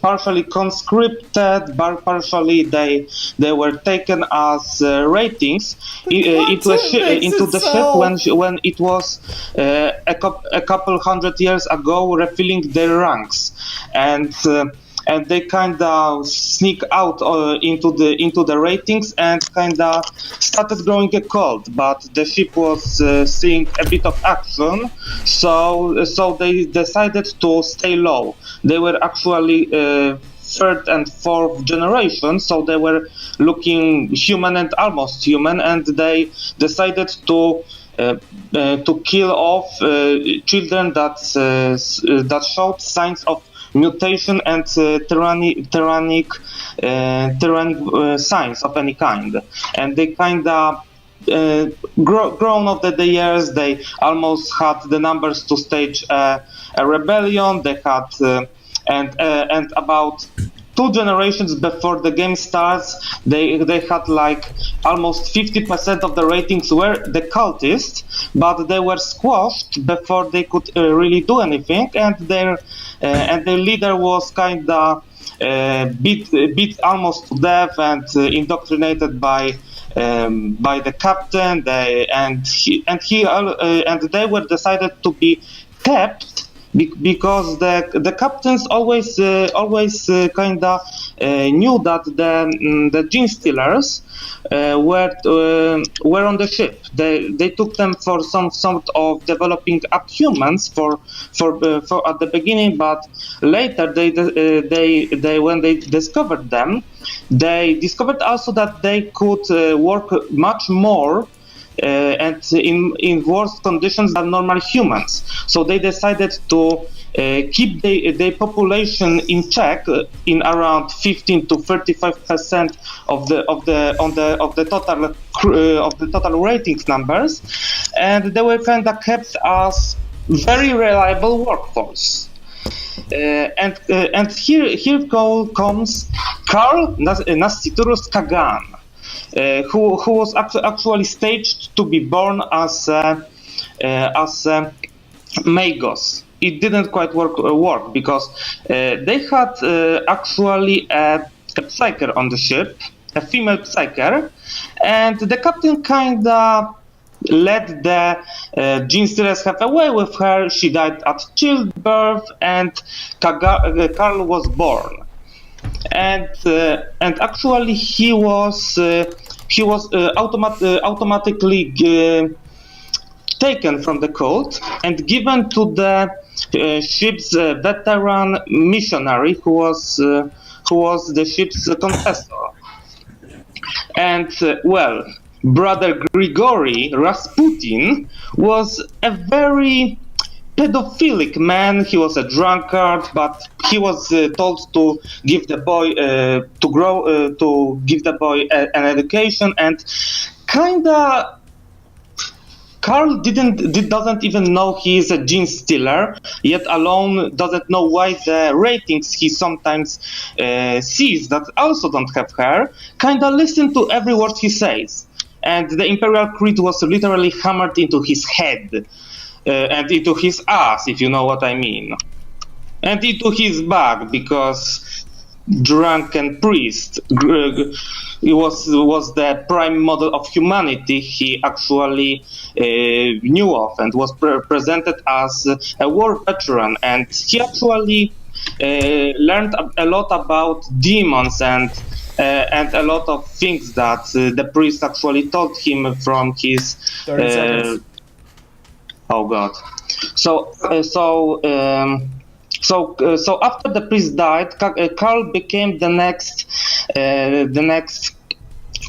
missionary, because well, he had the education. They kinda paid someone to kinda make him official, and that's actually it. He regained contact with the family, and he runs a church on the ship.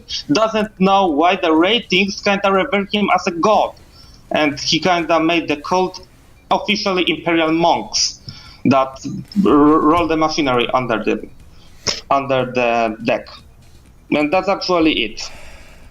Are you sure? And he almost, because he's supposed to be like, don't apply for any position at all, but to be like a ratings leader, some sort of minor arch militant that doesn't fight but leads stuff, but in the field, of course. And actually, that's it. Okay. So, Gene stealers. Is anyone here actually comfortable with having a gene stealer? Care. I do have I will have an opinion and just say, he promised me a sword if he manages to get in. You will get Sasha if I get in with him. Yes? You will get your sword wife.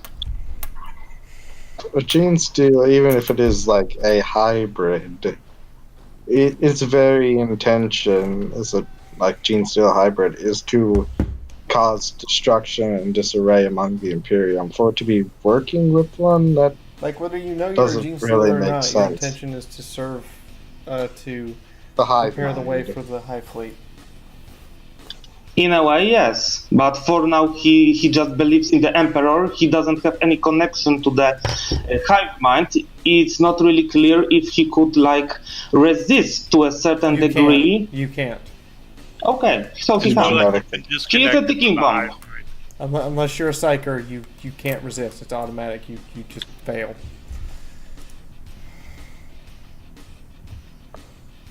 Okay, So, someone has questions?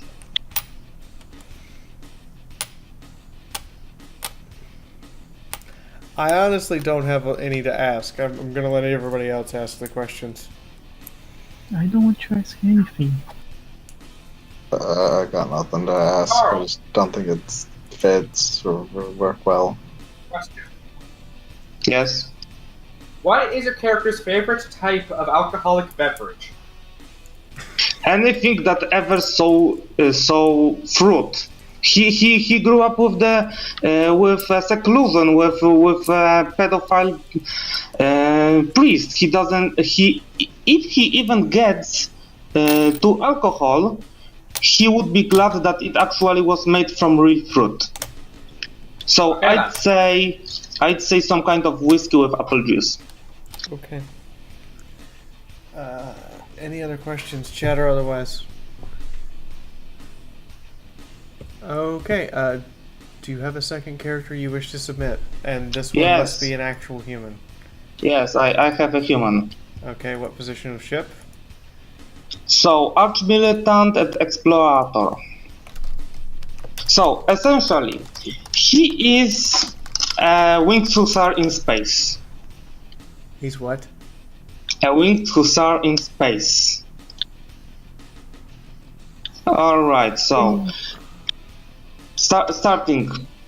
He comes from a planet that was actually is actually a gas giant with a breathable atmosphere, which has lots of docks orbiting it in its low orbit, and people can actually walk out of them and service ships. It's actually a big shipyard somewhere in the eastern fringes.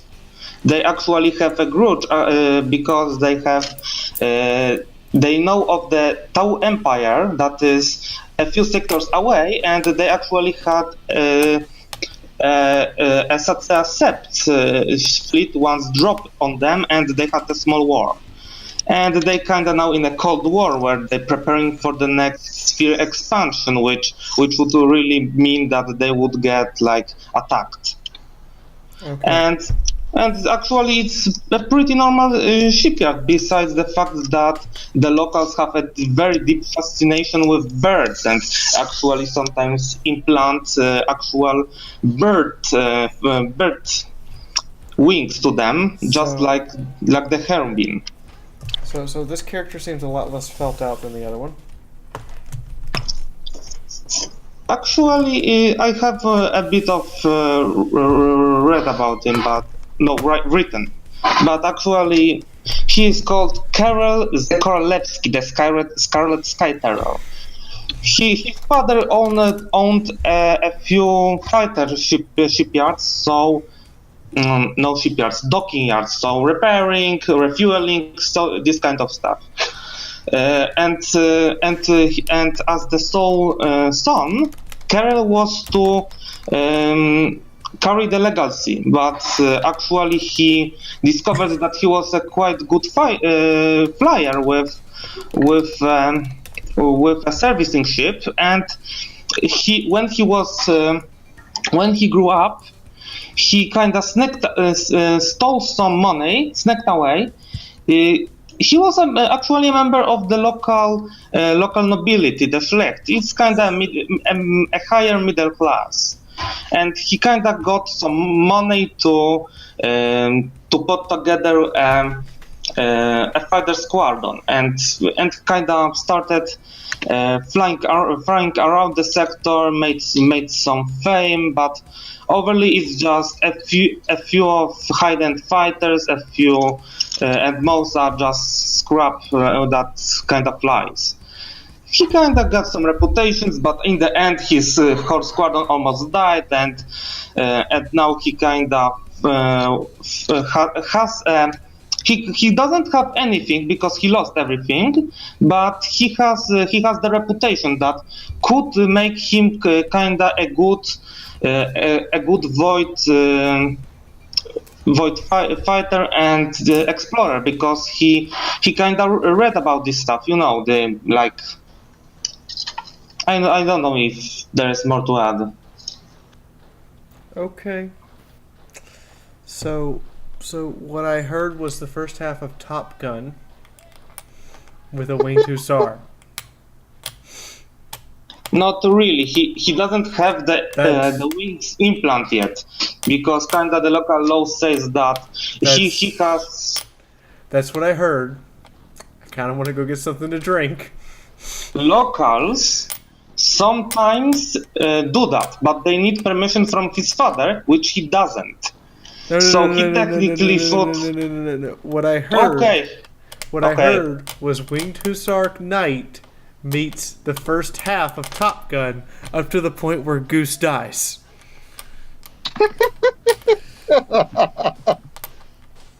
Spoiler alert, maybe, for those of us who are playing The this game movie tonight. is 26 years old! It is literally as old as I am. If you have not seen it, not my fault! How have you not seen Top Gun? I haven't seen Top Gun. I never heard of the movie. Okay, so now that I've said my piece, you guys, ask questions! Because I want...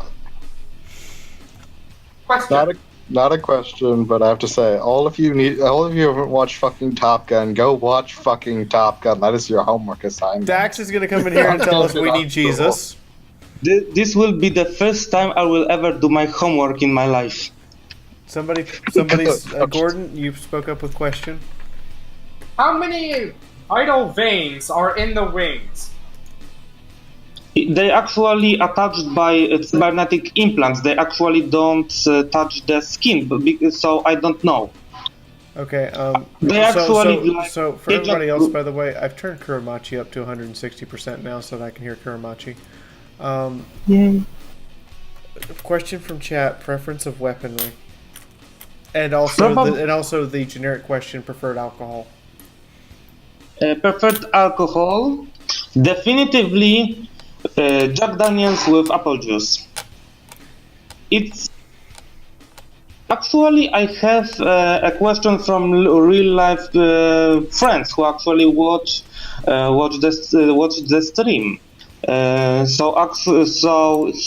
His question is, if my character can't get drunk by eating sweets with alcohol, just like me in real life, probably.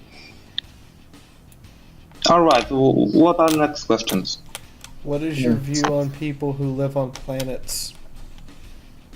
Essentially the same as what dwarves think about people who live under the clear sky. So essentially, idiots who don't understand that the universe is almost 100% void, and they are stupid, and they have to be mad to live on solid ground. I like this guy. Shaka? Does he speak a low Gothic dialect that sounds like Polish? Essentially, yes, and he speaks fluent High Gothic as well. Question. Is he more a member of the cult Mechanicus or the Ecclesiarchy? Which does he see himself more as a member of? The Ecclesiarchy, of course, and he sees Sanguinius as the patron of his world. I was just wondering because you mentioned like both a regular class and an explorator, and explorators are all cult Mechanicus. Not really. He kind of has all his knowledge from experience of like having a fighter doing like some little missions from ships. But now he has only 3 fighters and maybe 30 men who sometimes have wings to actually service the ships. So he wouldn't even need a dock. To answer your question, King Bronze, no, I do not like wearing sunglasses at all. Okay. Final call for questions. All right. Kuramachi, you're up. Alright, I will start with the Abhuman, and then I move into my human character. Okay, so what position on the ship are they applying for? The Abhuman is applying for Missionary. 1 second.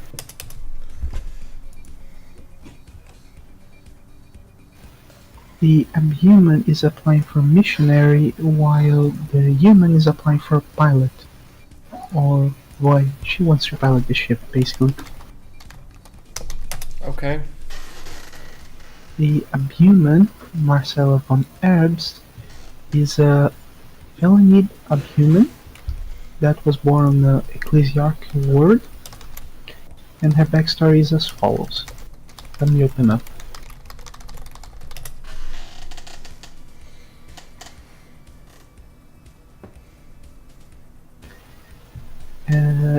Marcella was a fervent zealot looking to prove herself in the eyes of her most holy lord.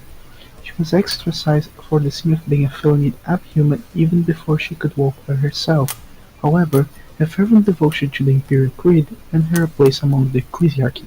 She sees corruption in all aspects of life to near flagellant status, has led many cruel purges, and has no love for those outside the Emperor's most gracious light, especially the Tau. In her early days, one of the planets she had been working with as charity was found to be consorting with Tau. The Tau, fearing the Imperium would send a fleet to retake the planet, swept in a bloody and quick campaign to secure the planet for good. Marcella and a few other loyalist elements fled the worst of it, but were brutally chased. By sheer luck, an Inquisitor happened to arrive ahead of the main force and save the loyalists. Since then, she has had a special place of hatred within her.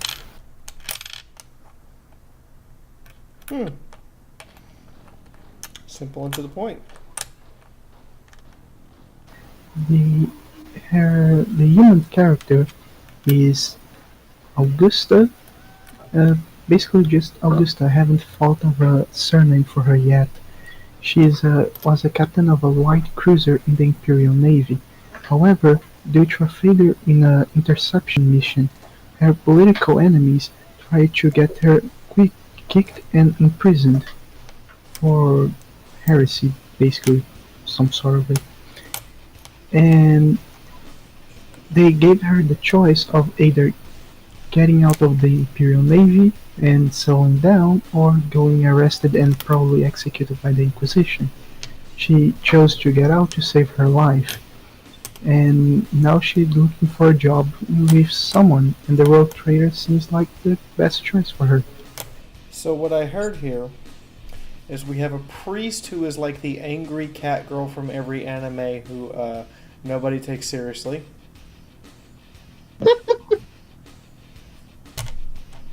And generic navigator number 6. Essentially. I didn't say I was going to be nice about, describing your characters back to you. Well, you basically crack them down to what I want them to be. Okay. Questions for either character. I'm on board with the first one personally, but the second one not so much so. What does catnip do to her? Good question. Repeat, please. What effect does catnip have on you? It's essentially the same thing if you smoke kush. Smoke what? Weed. Smoke kush, marijuana, weed. What things are you willing to allow as the missionary of the ship to get away with without you saying anything?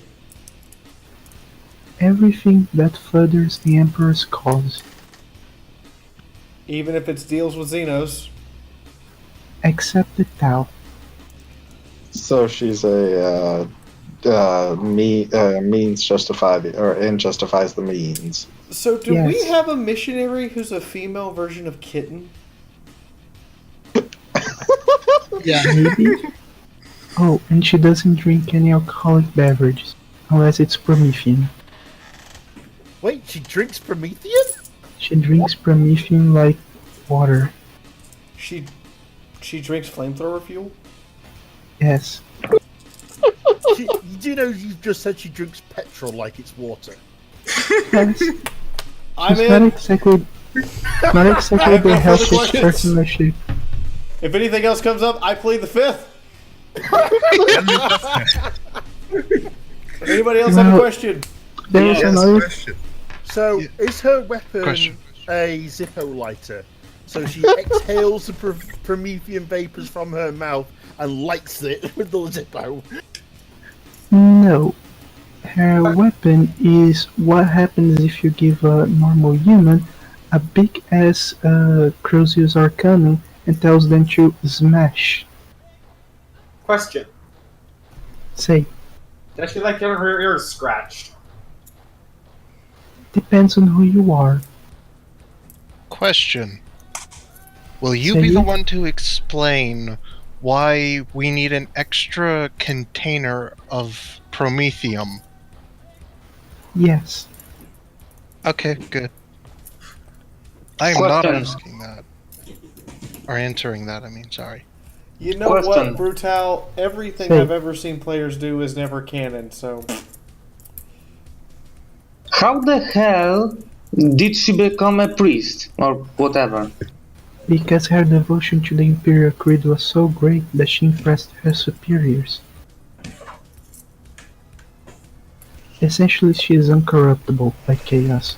So if she is so uncorruptible and has so much devotion, how do you think will she really get along with such a heretical crew? Like it's impossible almost. Question. She will not. Murdered in her She- sleep, that is. Look, it's her position towards a heretical crew is the following. I will work with you, but if you try anything too extreme, you will be on in the business end of my staff. Okay. Any further questions? Last call. I have what food do you like? Well, it depends on what types of fish are available. And Brutal has asked, "How do you function?" My answer to that, Brutal, is with great amounts of bullshit comes great amounts of alcohol. Repeat the question, please. How do you function? With great amounts of faith, bullshit, and maybe copious amounts of Promethean. And some, I don't know, chaos bullshit? Alright. Well, Margo, reverse how- chaos bullshit. How would the priest character actually handle the ship being involved in something which is unacceptably heretical to the priest's eyes? Well, first there will be executions to the ratings to make a example, and then she would rile up the ratings in trying to quell the heresy. What if the heresy was an action by the rogue trader then? Get ready to receive a call from the Inquisition. Next question is from Hitomi. Do laser pointers distract you? No, she actually considers them some sort of chaotic magic or anything. Okay. Okay. Next in line here, before we go next in line, just a reminder, guys, share support on you guys. Please drop a tip if you can. I know we're just doing a setup right now, and holy shit, as I say it, somebody does it. Thank you, Catherine. Fiaura, will you Wait, take a role like question. that of the commissar for this game, What or is your just pure opinion on GM? dogs? Catherine, I am purely the It GM for depends. this one because What Hitomi kind of has dogs are agreed we to run talking another about? game that we'll be discussing at the end of this stream. Now, Like big old, just mastiffs or... so Paulinus was here first, but Mark actually beats him in alphabetical order. So Mark, do you have a character? Please, just a moment, Mark. Choco, if you want to continue asking, you can send me a private message. Okay. It was just a joking thing anyways. Mark the Commando, do you have a character? Okay, I will assume Dead Silence is not having a character. Please remember, guys, that these sessions will be 3 to 4 hours long. So if you cannot sit at the computer for 3 to 4 hours and communicate with us, oh, you do. Well, speak up, man. Speak. We can't hear you. Still can't hear you. Okay, Mark, you need to stop trying to do the voice sensitivity thing and do what the rest of us do and have a button on your keyboard that turns your microphone on and off. Oh. There's a little settings icon at the bottom of Discord that says user settings. Go in there and then click app settings on voice and change it to push to talk and set the button that opens your microphone every time you push it. So we can't hear you. Your microphone's not activating. Restart Discord and come back and see if that fixes it. We'll move on to Paul and come back to you until we get your mic fixed. Okay? Paul, do you have a character?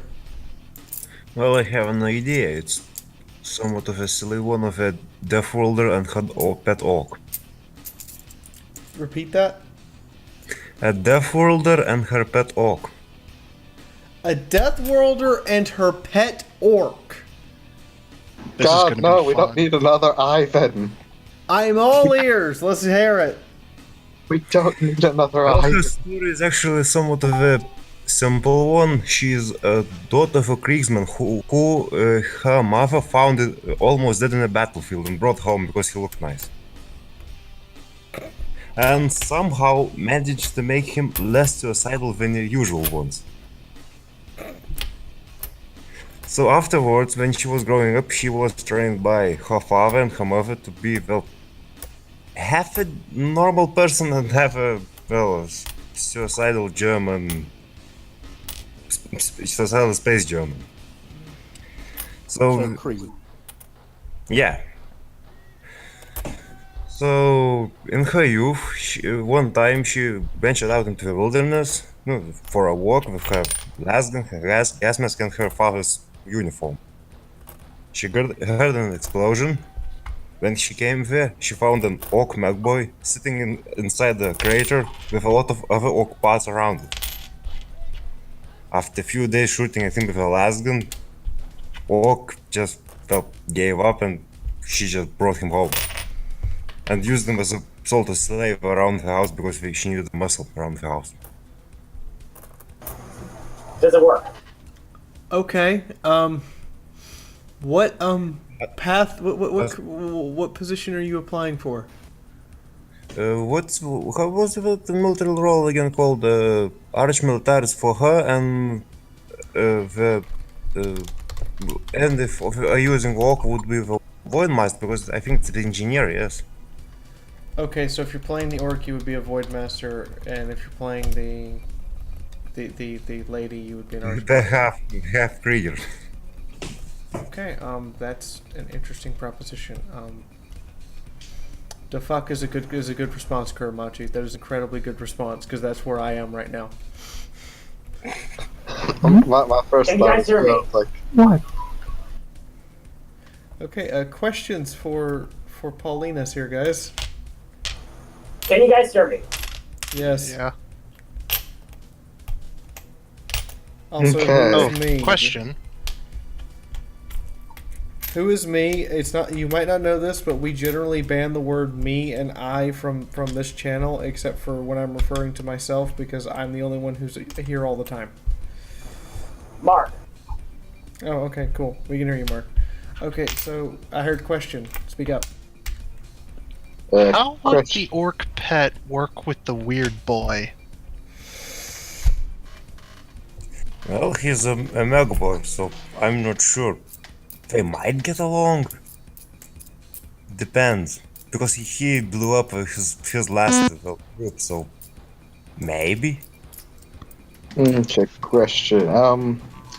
Why in the world did she keep an orc? I know that's ironic coming from someone whose character did keep an orc, but still. He didn't die after 2 days after she threw lasgun. So, question for me: would you be opposed to just playing the orc as being bought off of her as a newly minted indentured servant? I wouldn't mind. Okay, Question. go for it. What is the girl of Krigan favorite drink? Favorite drink question has been posed. That's a good question. Something you brewed at home? Because for her it would be the case of something whomever she could brew at home, is something like homemade beer. Okay. All right. Any other questions for either character? Once. Gonna give the chat about 5 more seconds to catch up. Does half the Krieger cult follow the cult of sacrifice? I honestly don't know, Carrot Cadron. I don't know. Not a clue. I support this. Someone says I support this character on the grounds of throwing a mech boy into the mix would be hilarious. And my engineer would probably have a fun time just going, screw it, I'll let you do this, just hand me a beer so I ignore you. Okay, Mark, now that your microphone is working, if we have no further questions for Paulinus here, anybody? Okay. Wait, what was that? I kind of had one form, but then it died. And okay. You're back. All right, Mark. All right. My guy's a former guardsman. Okay, before you tell me anything about your guy, what positions is he applying for? Rogue trader, and if he can't get that, foot soldier. We don't have foot soldier. We have rogue trader, arch militant, or void master would be the only things that would apply. Rogue trader. Okay. Any other position? Just that. Okay. All right. Let's hear about him. He's a former guardsman. He comes from the imperial world of Trinket. It is a high world. It's a high world similar to that of, say, Vostroya. The world is very wealthy and a very old planet, being founded around the 8 millennia ago. And he comes from one of the 5 noble houses that rule it. And annually, like the leader. More or less, he was the 3rd son and joined the guard because he didn't have anything else to go to. He joined in, became a pretty successful person with his life, serving in many campaigns against the orcs. Unfortunately, in one campaign, his asshole by the time he got to his last campaign, he was a captain. But unfortunately, the colonel messed up and got half the regiment killed, and so he blamed it on my guy in order to get his ass out. So he mostly got kicked out, but because of his long service and good record, he was offered a warrant of trade in order to go out and serve the Imperium more than getting killed.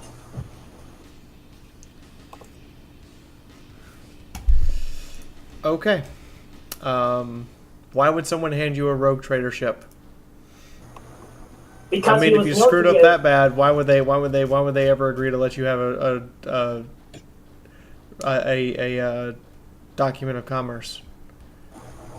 They didn't actually figure out the blame because they found out that the other guy lied, so he was shot. But since the regiment was too beat up and they didn't really have any other regiments around to really fold into it, they decided to just give him the warrant because they thought he was a pretty good officer, and before the blame, he pretty much saved the remaining force of the regiment successfully. Okay. So an apology warrant? I have a couple of retroactive questions I have a retroactive question for Paulinus here. What would you do if the ship was boarded by an enemy and you were the only one in the immediate vicinity? Grenades as much as I can get. For both.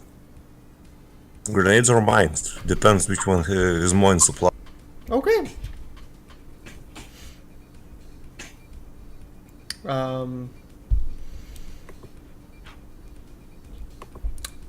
Any other questions for Mark's character? Also, I wanted to say he does also have a wife that I wonder if I can bring her along. No. You're playing one character. That's why I asked Paulinus if he was okay with me separating the characters. She's not someone that's supposed to be played. Paulinus's answer, Fiaura playing Sniper Elite 4. Yes, grenades and landmines, even though I have this awesome sniper rifle.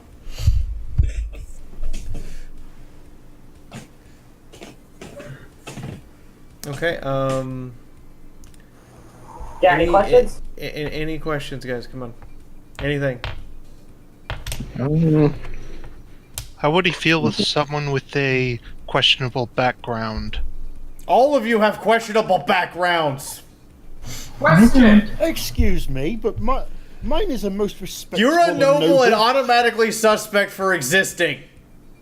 You're a noble and legally on the line for being burned alive. I have to say, no one's ever proven. Cavendish with your remarks. It's almost a situation where the orcs have the less violent backstory than the humans.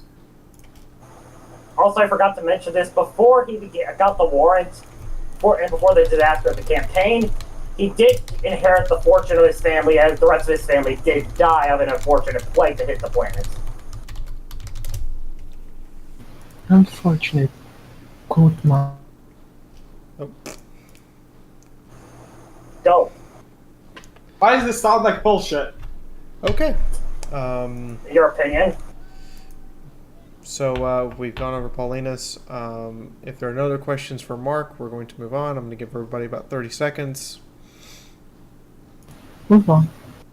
Opinions on, like, If anyone would like to share an opinion on Mark's character, please broadcast it. You are allowed to also give Yes, opinions. I have an opinion. Okay. I have He's a one. Mary Sue. How the hell is he going to work with a weird boy and an orc and another orc on his ship?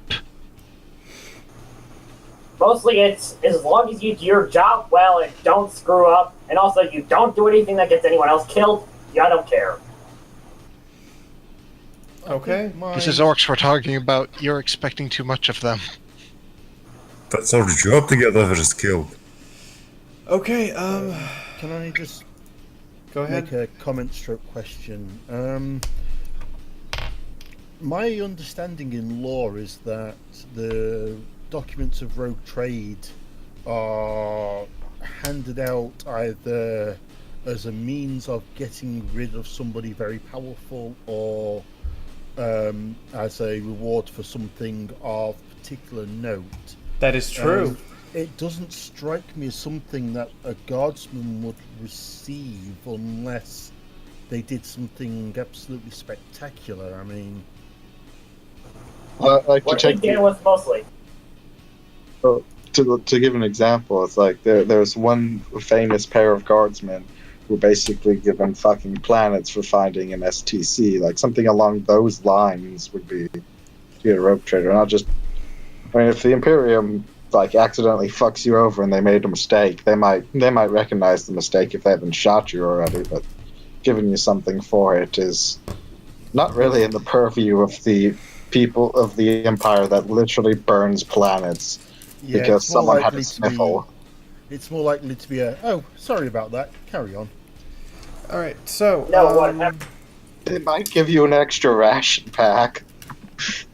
any other comments, opinions, or questions before we move on?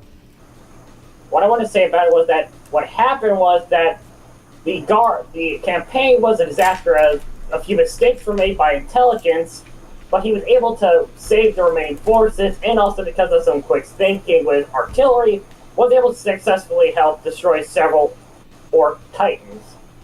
But he was blamed for it. He was blamed because the colonel, who was a notoriously big asshole, thought that, well, I didn't want to take the blame for it, so he more or less put it on him, saying that, oh, it was actually his fault. Mark, if you want to work it like that, you probably should say something like, but the common soldiers all know he was a hero. He's famous across the entire sector among the normal Imperial Guardsmen, and just killing him would cause a huge rebellion, so they promoted him to someone else's problem. Yeah. I mean, there are some great heroes among the Guard, but even they were never like. You have Caiaphas fucking Cain, and he was. I mean, he was. Everyone thought he was this great, like, oh, this man single-handedly saves entire fucking worlds, but he was never granted a thing. So we're gonna move on. Sir Shells, do you have a boy. character? Yes, I do. Okay. I hope that your submission is entertaining because I am admittedly a little bored. Okay, I hope this helps. But go ahead. Your 8 minutes starts now. I wish to introduce you to Bang Tang. He wishes to be a Voidmaster Gunner. He was born on a hive world in the lower levels and, well, as a bit of a hobby, made trinkets that people could put on weapons and clothing, make into earrings. And for his, well, 8th birthday, a pleasure cult decide to, well, give him a birthday gift by handing him over to a keeper of secrets as a pet. I like this guy. Does the story go further? Yes, it does.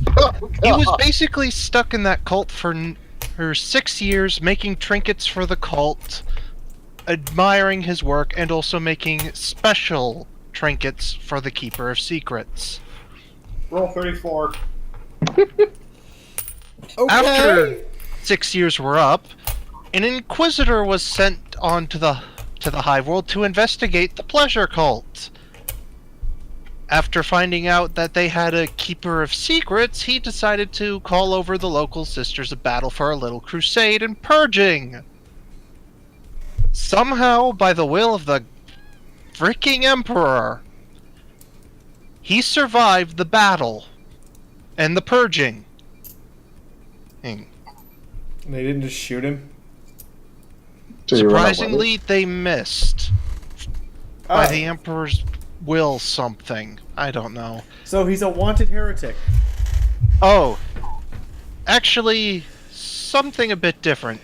The Inquisitor noted how he was kept as a pet, and well, since that was something new that this Inquisitor never saw, decided to take the boy onto his ship for some questioning, and also some experiments.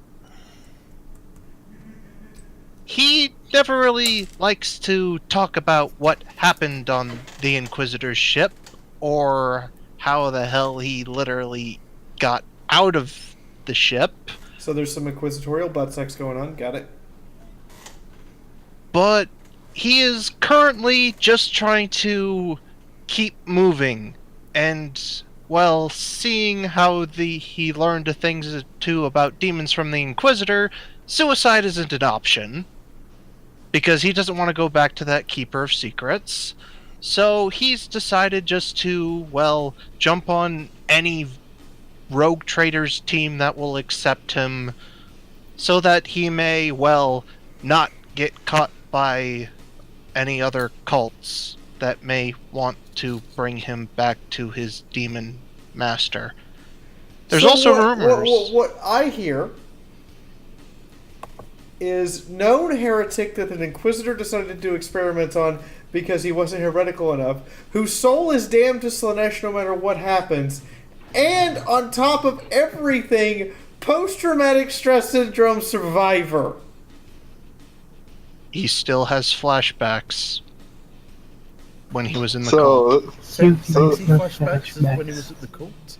Yes. So I'm just imagining this motherfucker starting out with like, I have 99 corruption and 99 insanity. Would you like to have tea with me? More like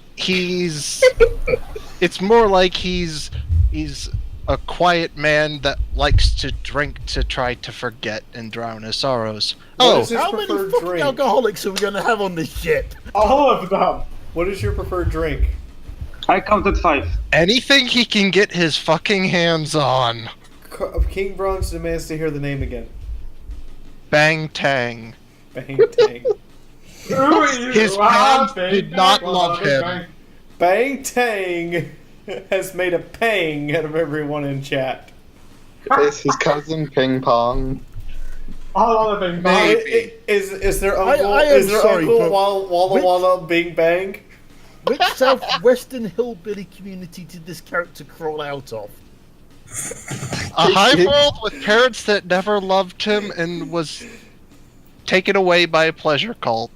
No, I'm imagining Wait, I would say West basically like- Virginia, Teddy. Is his mom Chitty Chitty and his dad Bang Bang? Oh, Maybe. But there's also one more thing. There are rumors that are saying that the Keeper of Secrets that had him as a pet when he was a kid is still looking for him. And Yeah, wants... demons don't like to kill prizes. Did his parents secretly try to start up a instant orange juice company? Yes, maybe. I don't know. It's hard to tell. He was too busy making trinkets for cultists and being, well, quote-unquote groomed by the Keeper of Secrets to know. He's seen some shit! Don't ask him what's between the legs of a demonette. I think we need some mentally scarred Southern hillbilly in this group. Yes, another joke. My thought is he probably comes like his world should just be called like, "Hello, welcome to Narland." Okay. Any other questions? Any other questions or comments for Sir Shells? I heard one from Kuramachi. Can I? Go ahead. So, if he actually was confronted by a fervent follower of the Emperor, what would be his reaction? Most likely, he would just be his self and just keep his distance, like he does with everyone, but not too far, but not too close. And, well, mostly not talk a lot to them. I'm gonna say this, the only character archetype we haven't had yet is the Care Bear. I have to ask, can he play the banjo? That Can he make a depends. six If you get him solo on the high enough banjo? on warp dust and maybe also drunk enough, I was going to ask maybe. about warp dust. I knew Warp Dust was going to show up. Carrot Cadron wants to know how often where and how often the Keeper of Secrets touched you. That I cannot say. Do Due we to need to the see his, amount of brain damage he probably... Can't say it, or is it a Geas? Do we need CSI touched by a psyker in here? It happened so many times that he lost count. Okay. Sure, let's go with that. Okay. Hitomi, remind me in my notes here, which one of you was the bondage Eldar? That was Hitomi. Dear God, no. Keep her away from me. Keep her away from me. Okay. So I have. We will put the biggest guy between you and her. I have final call for questions. Final call for comments. Again, he's not answered if he can play the space banjo. Question. Get him high enough on warp dust and drunk enough, and maybe he'll give it a shot. And hell, maybe he'll even be good at it. All right. Gordon has a question. What is his preferred weapon? To be honest, anything that he can get his hands on. Right. So he's the guy who walks into the room and throws the chair.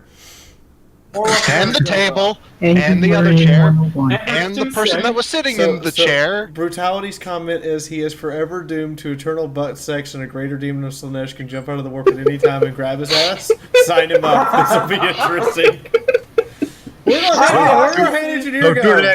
Well, when we came out of the warp, a gateway to the warp opened up in the engineering room, and like I'm not even kidding, a literal demon penis came out of there, grabbed him by his shirt collar, and pulled him in and said, "I need some me time." Ooh, he would probably be screaming, "Oh fuck no, no!" Fee, I like Brutal's comment.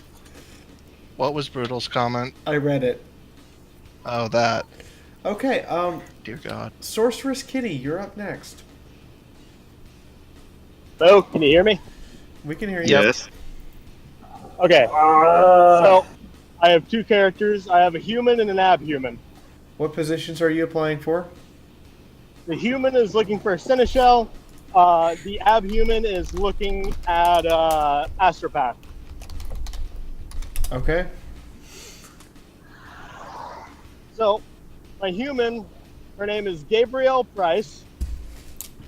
She goes by Gabe. Her parents are missing. They're not necessarily dead, but nobody's really holding out hope either. Right, parents in the realm of Disneyland.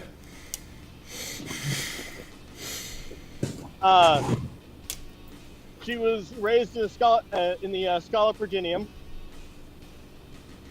She was noted for having an ability to sort of infiltrate social cliques. she was a sort of social chameleon. When she got older, she felt like it was her duty to the Emperor to go out into sort of this area where there's not a whole lot of Imperial trying to think of the word.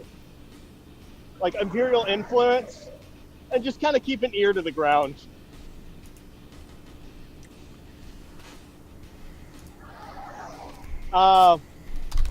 Overall, she's a fast talker. She prefers to try and kind of talk her way out of her situations, but she carries an Inferno pistol just in case she needs to shoot her way out of a situation.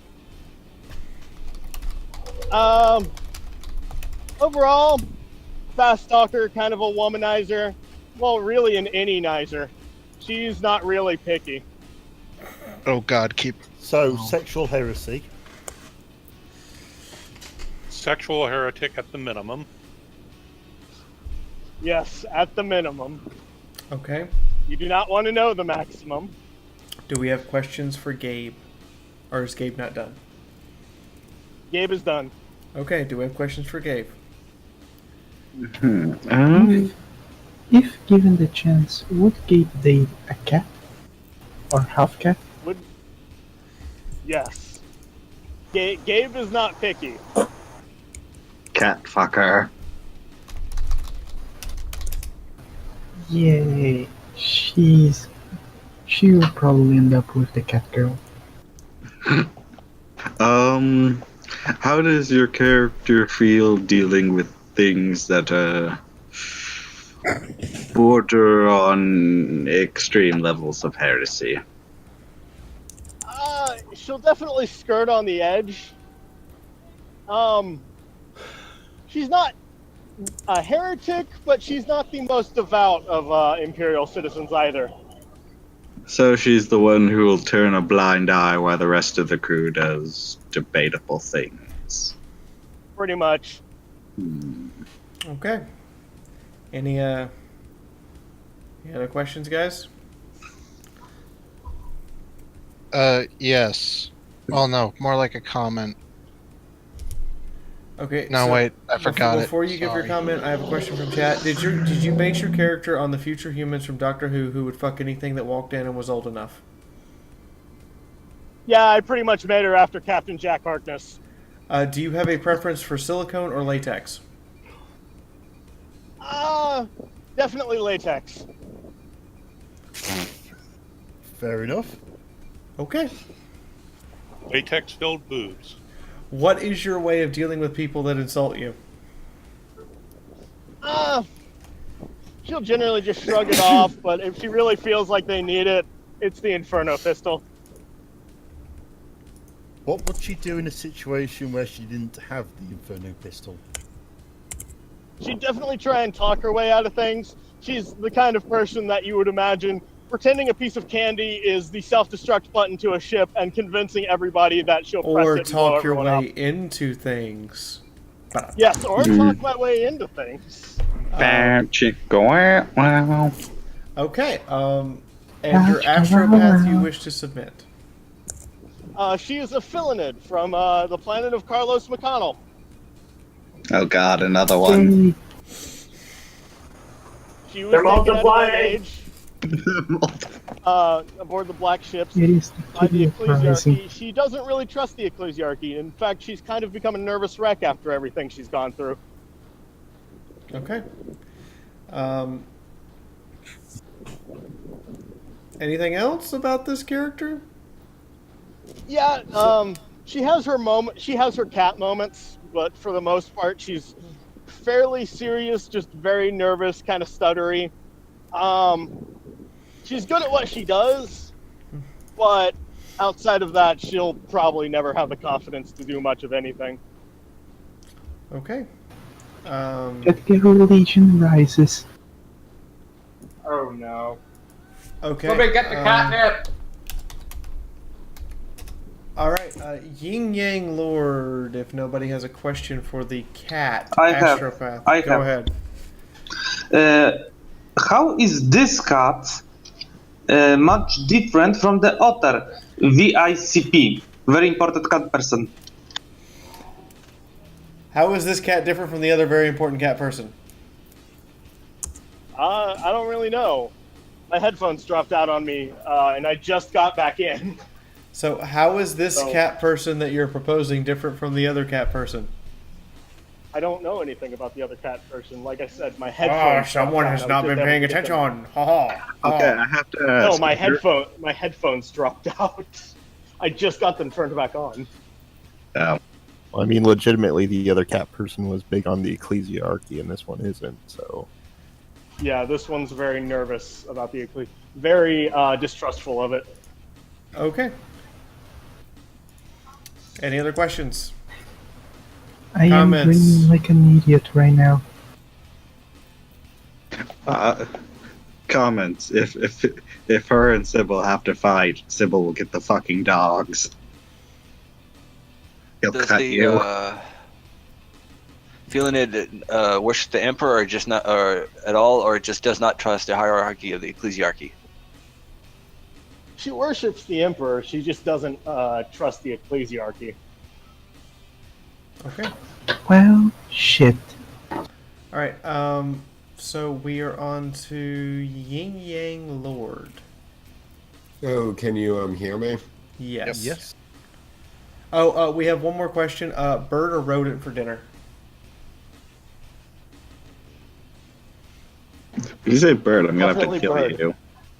I'm gonna have to kill you. Okay, Yin Yang Lord. 2 characters, and what positions are they applying for? So for the Yin-yang? position. Sorry, my first character is applying for the position of missionary. He is a human. Okay. Who is this missionary? I will admit, because I'm terrible with names, I currently do not have a last name for him, but his first name is Alexander. He has his interests on. He comes from a feudal world. He was taught by the ecclesiarchy at a young age. He is in advanced years. He has an interest in how the orcs do what they do with their power of belief, and wonders if he can weaponize it for the Emperor's glory, or for his own uses. And also has an interest in how the theories of the Tal Empire control their people, and if, again, how he can weaponize it for either the Imperium or his own needs. And thirdly, he has an interest in weaponizing sickness. He doesn't really care. He has very few cares if he sees heresy. As long as it doesn't get in the way of his work, he does not care.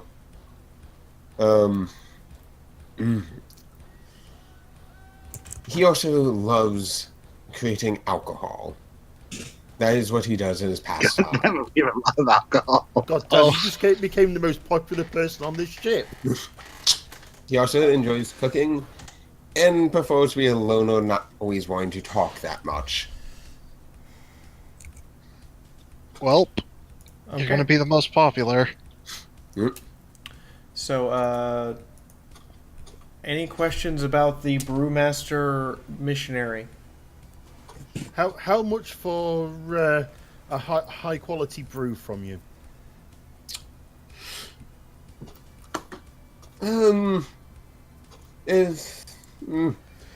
Probably not that much, as long as you provide help during the expeditions. You would get a discount if you provided suitable help. Okay, So one of the things I'm hearing here is I am a priest, but I give no fuck. So make me care.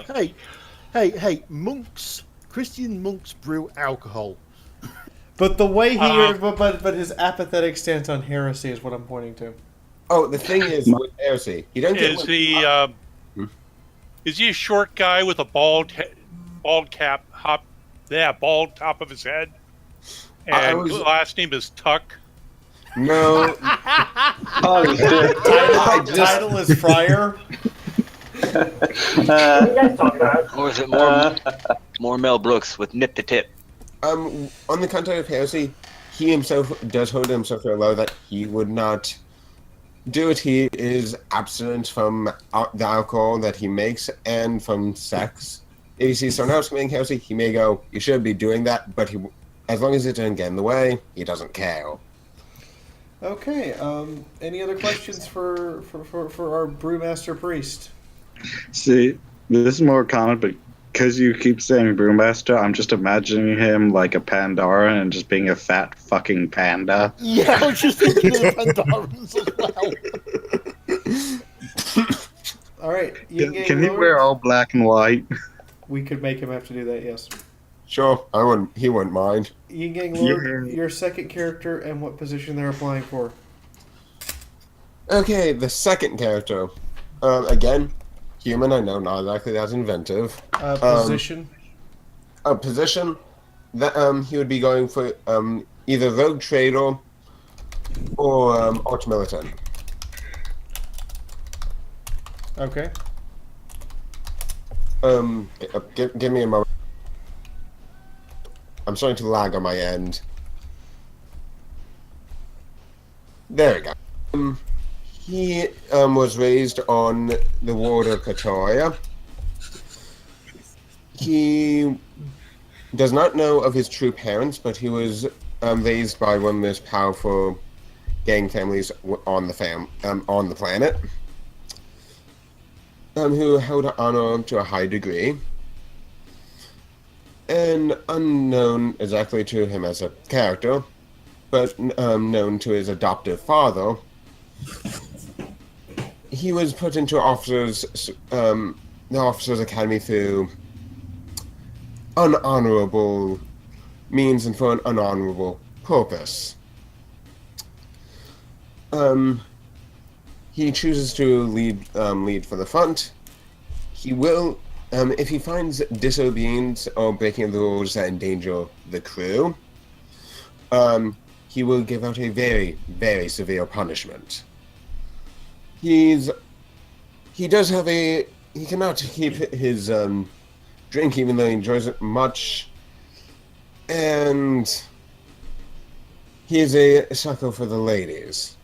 So, I need you to define severe punishment. If cat and nine tails, I guess some form of, can't really do keel hauling, but something of a similar nature using the void ship. More or less 17th century and 18th century common naval punishment. So draconian discipline. Yep. Okay. Preferred weapon. Preferred weapon would be a power cutlass. I was going to say cutlass or blunderbuss. Does he have a black beard and wear smoking candles in it? No, he actually he prefers to keep himself well trimmed. He has captain a vessel before and found out it's a bad idea to tell them require the men to shave themselves, as they seem to get very unruly at being ordered to do so. Does he wear a belt of pistols that all are single shots? He is not William Trench. Well, I was trying to put him in either the category of Blackbeard or Jean Lafayette. He actually does have keep a large amount of dueling las pistols. Laslocks. And there's a rifle version, but yeah, similar idea. More or less powerful one shot. Yeah, Laslock pistols. Yeah. Okay. Anybody have any Wasn't questions? a flintlock actually? I have one. Go for it. What is the opinion on alcohol? Because apparently most of the crew is drunk. If it is known that danger is approaching and he knows that the crew need to keep all their senses about them, he will, if needed, ban the consumption of alcohol for the time being up to the battle, but after he will allow the crew to have free booze for a period of time. You're going to be the second most popular person on this ship, probably because of that. Okay, any further Either that or questions for mutiny. Yin Yang Lord?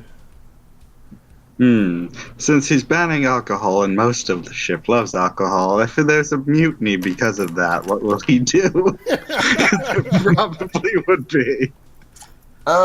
In a case scenario that, Just as a captain, how would he deal with mutiny, basically? dealing with mutiny, if the reason for the mutiny is not more or less, if it's a mutiny just so someone else can acquire his title as captain and it's only for power sakes, he will fight it to the death. If it's for a reason that makes sense and can possibly even improve the efficiency of the crew, he will choose the diplomatic option. And we'll try to do a compromise. Okay. So, shot to the back of the head rather than being spaced out the airlock. I was going to say I deal with mutiny with hard vacuum. Yeah. That is an option if it's a mutiny that is not listening to reason. All right. Or if there's a fire on board a section of the ship. Any other questions for Yin Yang Lord? Any comments? This is going to be interesting. This is going to be fun. Okay. So I now have 14 characters, 14 people that have submitted characters.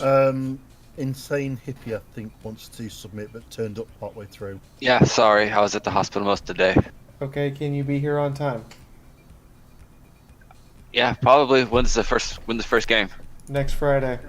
And we have to get here an hour early so you guys can set up your characters and roll 20. All right, cool.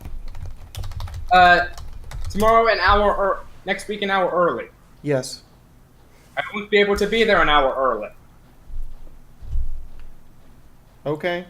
I'm letting you know that you need to be here early to set up your character and roll 20 because I'll be setting up the game about an hour before the stream starts is when I'm going to log in and make sure everything's set. I'm probably going to have set it up 2 hours actually, and then have you guys be coming in and setting up your characters then. In the meantime, Insane Hippie, what is your first character and what position are you applying for? First character, human. I guess Master at Arms, or if you have an armor specifically. Arch Militant. Okay. From Nocturne. Okay. Like, come on, give me. Sorry. Characters from Nocturne. He always wanted to be a normal, unenhanced human that actually found one of Vulcan's artifacts. Okay. If you're I thought that name sounded familiar. Is that it? My mind blanked. God damn, I got put on the spot. You think it's you doing an RPG over the internet? You're gonna get put on the spot a lot. Yeah. All right. Besides that, he loves the favorite weapon is the hammer. Loves making and customizing weapons when he gets his hands on them, and personally finds an insult if a weapon around him actually jams. Okay. Not a lot to go on. Get anything else? Well, that's what the game is for. Okay. He was I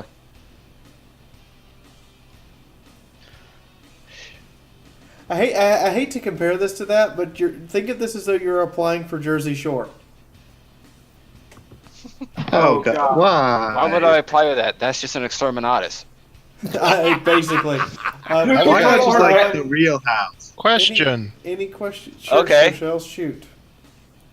Would your character accept a trinket from Bang Tang?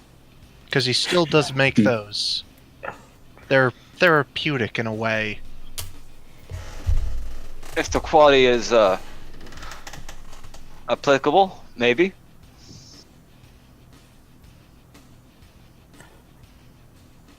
Intriguing. I couldn't hear what Fiaura just said. I didn't say anything. Sorry, it was on the screen. Must have been delays. My bad. Okay. All right. Any other questions or comments for Insane Hippie's submission? Other than that was short. Yeah, I would I'm sorry, I recommend was adding dealing with. more. I wasn't able to get my entire character done. I was dealing with. My mom has heart problems. I understand your pain. But I wish I could help you more.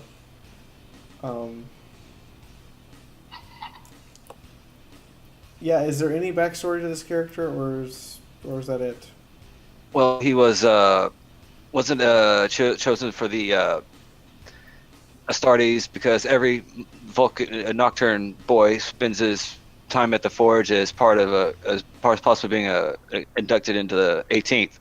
He was found not to be genetically compatible, and he's kind of held a grudge. Okay. And he's he's still a devout worshiper of not exactly the Imperial Creed, but the Promethean doctrine. Okay. So I've been watching chat as well as listening to you guys. Before I start, I'm going to have a little deliberation with, picking out stuff and making sure that all 8 positions are filled. There will be no new characters added until someone dies. 8's kind of pushing it for me to begin with.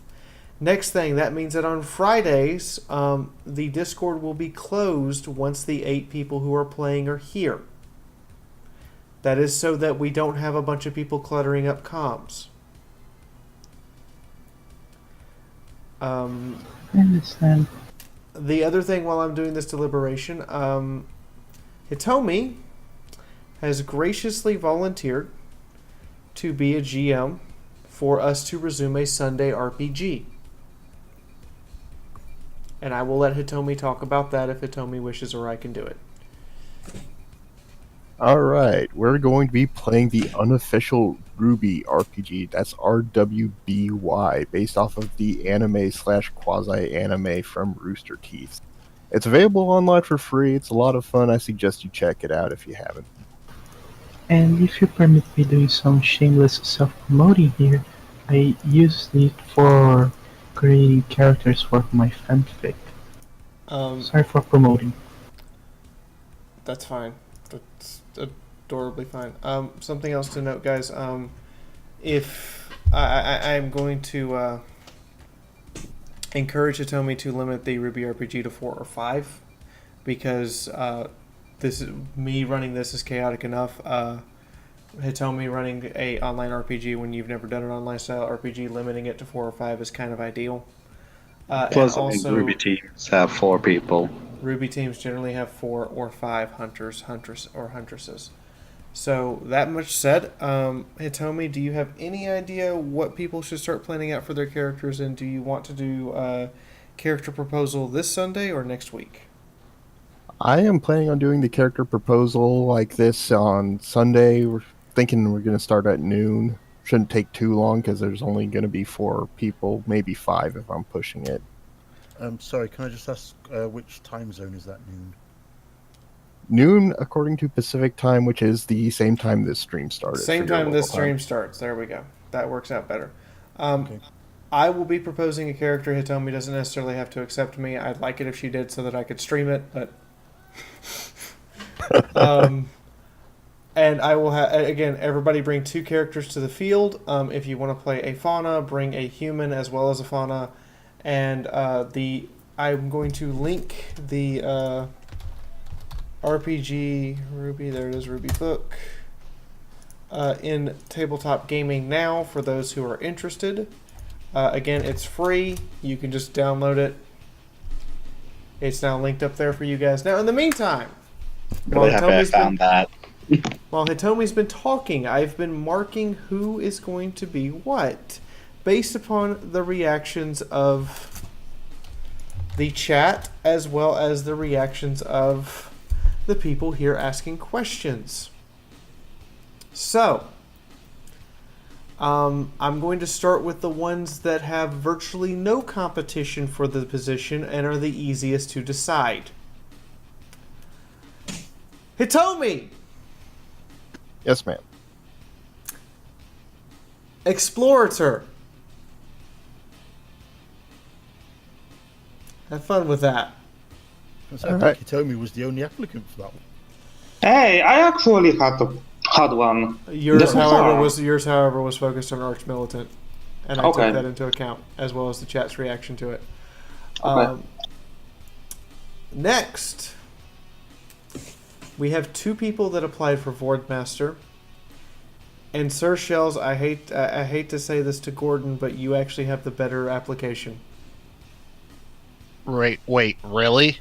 Yes. My rape survivor of a pleasure cult. It's much more thought out and hilarious to think about. Oh, fuck. I'm gonna get butt raped again, aren't I? With many How many tentacles. times? Alright, I had 3 applications for Missionary. And based upon reactions of the chat, it was actually between 2 people. And I hate to say it, but the question that the thing that won me over was someone admitting that they were basically the anime cat girl that everyone is supposed to listen to and no one does. So Kuramachi, you are the Missionary. Yay. Now, I had an incredibly fierce competition for Arch Goddamn Militant. That I figured. Oh my god, you guys did not make this easy. I've taken notes, I've weighed pros and cons of each character. I've kind of also weighed pros and cons of each of your personalities and what mixes with what. Yin Yang Lord, you are going to be playing the Arch Militant. Wait, what? Really? Really. Welcome to the club, Yin Yang. I am shocked on many levels. I had the most entertaining applications I've ever had for characters for people who asked to be astropaths. I have a question, though. Mr. Freeze versus who? For the 3 people who stepped up to ask to be astropaths, would one of you be willing to switch to Navigator? I'd be perfectly willing to. Okay. Who else? I thought there were only 2 astropaths. There were 3. Okay, there was Sybil. What were the other 2? So there was you, there was the cat astropath, and there is the orc astropath. No. I thought the orc was the navigator. So I thought the orc was the navigator. No, the orc astropath, weird boy. So, astropath will belong to Civil, aka the Psyker version of Dexter. Actually, according to Hetty, because we've been talking, since he's a Frost guy, he's also Mr. Freeze. So he's going to be making Frost puns along with killing people. I only had the 2 applications for Navigator were chosen for something else. That's why I offered the astropaths the chance to step up. Sorceress Kitty, your cat is not a Psyker. She's the Navigator. Woohoo! God help me. Don't steer us into any place that Slanesh owns. If you do, I will find you, and I shall take those cat ears off and put them in a fucking trinket. That leaves 2 positions open of Seneschal and Rogue Trader. Of the people who applied for Seneschal, they've all been picked for something else. So that just leaves Hetty. Yay! And lastly, I have 1, 2, 3, 4, 5, 6, 7 of you who want to be in charge. Out of everyone who's already been picked so far, there's only 4 of you who haven't. The person in charge is going to be the smart Ogrin. Yay! Oh god, not So again. we have some old mixed with the new, and that is to say that we have returning people in the form of Furry One, Chaco, Hitomi, and Hetty, as well as new people in the form of Kuru, Sorceress, Yin Yang Lord, and basically Sir Sales, since he only actually got to play 2 sessions last time. Fee, might I interrupt here really quickly? Go ahead. I made this character with the idea that I would not be picked no matter what. Too bad. You're in. All right. Welcome to the club, Karamachi. Karamachi. I want to thank everybody who did apply. The people who showed up today, don't run away, don't be upset, don't be mad. If you showed up today and you applied today, you get first preferential treatment if someone stops showing up to game or if someone dies. You will get first dibs on replacements. Those people are Durgis, Gordon, Carl, Paulinus, Mark, and Insane Hippie. So you also Panzerzavad, because he put in a character application, but he couldn't be here to actually defend or have his character questioned, so he automatically got set on secondary list. I'm sorry to him for that, and I apologize for his loss. But I can't really we can't ask you questions. The chat can't ask you questions, and I can't get good reactions from everybody as to whether or not we should put you in as a character or not. So. You are, however, going to be on the first choice list when it comes up. So there's 7 of you on that list. I'm taking your names down to make sure that I have them. And in the event someone dies or can no longer make it, and I say can no longer make it, if you miss 3 weeks in a row and I don't hear from you, as far as I'm concerned, we have to replace you.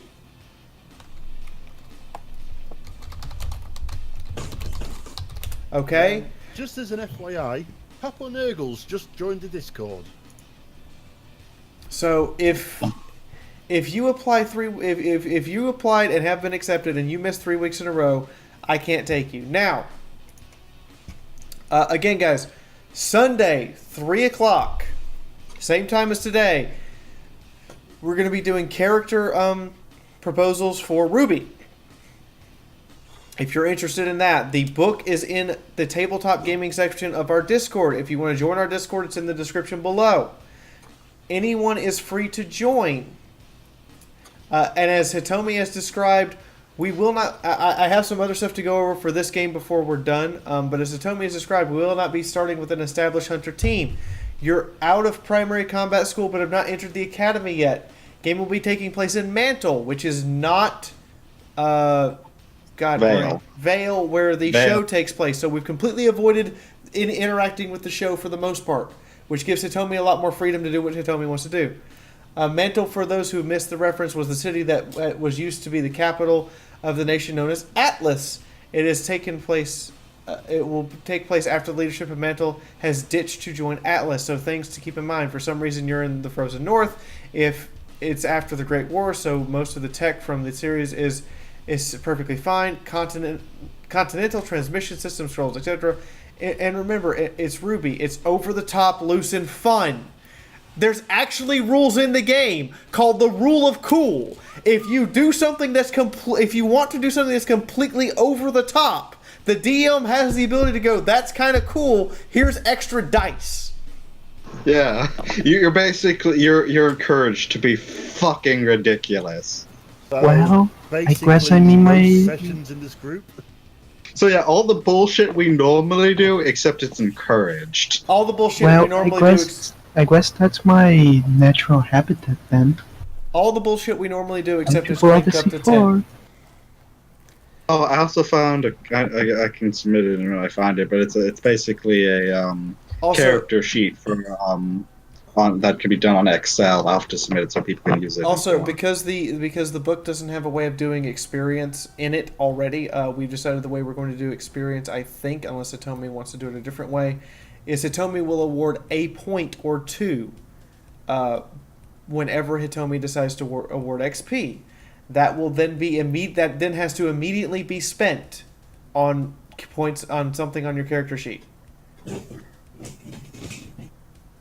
And Hitomi's also now leaving suggestions to Tabletop Gaming for your character creation. I will be doing a secondary video announcement tomorrow for people. I know it's short notice, but I'll be doing a secondary video announcement, and I'm sure Hitomi will be taking additional character applications if we don't get the 4 or 5, depending on what Hitomi wants to limit it to. And we will be starting both games next weekend, hopefully. For my game, I require you to be here an hour early. That's 2 p.m. Eastern Standard Time. I think like 6 or 7. Is it, what's an hour early for England, Hetty? Sorry? What's an hour early for England? I can't remember what time we started. Hang on a second. 3 hours ago. 3 hours ago was 8 o'clock, so that'll be 7 o'clock. We need to be here UK time. Okay. 7 p.m. GMT or 11 a.m. Pacific Standard Time in order to get your character put down on a sheet and ready to go in the Roll20 system. I will be starting setup at noon to make sure everything is set and in place for you guys. Again, just like this game, I would suggest that you bring a human and a faunus if you want to play a faunus in order to present both of them to Hitomi and let Hitomi decide which one is acceptable. Hitomi is the GM. Hitomi has final say over everything. And during that stream, I will actually be on push to talk rather than voice speak. So Hitomi will be the only one in here who's on voice activation. Anything? Oh, I'll still be on push to talk just because my phone rings a lot. Okay. Anything you want to add, Hitomi? Remember just to keep it fun. It's a very light-hearted sort of setting. I mean, bad things happen, but it's also a very humorous setting, so don't get too bogged down in melodrama or be taking things too seriously. Think of it as Whose Line Is It Anyway meets... I'll make it simple. Don't be an anime protagonist. There. Don't be an anime protagonist. Be a protagonist from Friends. Yeah, that, except with superpowers. All right. I think that's it. I'm sure there's going to be an overarching plot and stuff that we'll be going through, but for the most part, it'll be like, did you just? And did he just? That's a thing? Awesome. Okay, I've said all my piece here. I think I'm going to close out the music now. I would like to thank Tom and Carrot Cadron for tips today, guys. Thank you guys so much. You're both tied for the hat. He can have the hat. Okay, the dwarf gets the hat. I'll be finishing up the end of the. I'm finishing writing it tonight, so tomorrow's video for you guys will be the end of the only war game. Literally, I'm finishing up the writing for the remaining 3 characters that I didn't get done before the start of today's stream. And the only reason I didn't get them done, you guys can actually blame Eve for this one. I got pinged into doing a fleet I didn't want to do. And if it makes you feel any better, the fleet I didn't want to do, there was a good reason. Because I wasn't qualified for it and we died. Like, what was this level of ass rape? Was it like some gentle... I'm a tier 2 FC, and they gave me a tier 3 FC job and told me to call in capitals, and I have no authority to do so. Oh, you got fucked. As Eleanor Wanted asked, to you guys ask couldn't do what we did in Discord, join the Sunday... Anyone can bring a character concept so long as you can get on Discord and talk to us. You can bring a character concept, and Eleanor, we will be doing just like this stream. You will come in at the start of the stream, and we will go down the list, and everyone will present their character. Do you want some stuff on like semblance and weapon? Yes. Okay, go ahead and tell me. I'm being stupid. Yes, semblance and weapons are a big part of Ruby, and if you don't have one, you basically have not made any sort of character concept. I was just wondering if you wanted those already planned out by now. Then it's a very mechanics light system, so you can already have your mechanics set up. There's like nothing to roll or anything. Just bring it all. Also, like, if you don't know what Ruby is and you want to catch yourself up, it's available on roosterteeth.com for free. And heck, if you have Netflix, you can literally stream like all 4 seasons like they're movies. You don't even have to watch commercials. You can watch like the first 5 episodes and get an idea of what it is. You can watch the first 10 episodes and you actually get enough lore to make a character. That's about Let me 4 give hours. a very quick resume of the series up to season 3. Can I? Sure. Cute girls doing cute things with superpowers and kicking a terrorist organization in the balls, essentially. I love it already. Yeah, that's pretty much the series. Fee, are you wanting us to have pre-rolled our stats for our characters for Friday, or are we doing that as part Yes, of your the rogue trader characters, you need to pre-roll your stats for Friday. If I think something's fishy with them, I'll say something's fishy with them and make you roll them again. But otherwise, yes, have your characters set up for Friday before you get here. Go ahead and make your character that you've been assigned Friday before you get here. When you have it made, you can send it to my email ahead of time, and I will look at it as soon as I get to it, which will probably be within an hour or two of getting it. You guys in this case are starting as baseline characters, no extra experience, no extra things added to it. If you have questions about your character generation, please send me the question, and I will get an answer to you ASAP. A personal suggestion from me would be if you roll them up in your own little Roll20 campaign that you can set up for yourself, do that, and it makes it a lot easier for taking things like screenshots. Yeah, You've you got can it just all there in a list, and you can just screenshot it, send it Fee. Yeah, you can just take a screenshot and be like, here. You said no extra experience. Does that include the 500 experience it says you start off with, or not? That include the 500 you start off with is what you have, but I'm not giving out more. I'm not giving out extra starters beyond what you start off with at character creation. All right, I was just making sure we still had that. So you get the core stuff that's in the character creation rules, but nothing extra.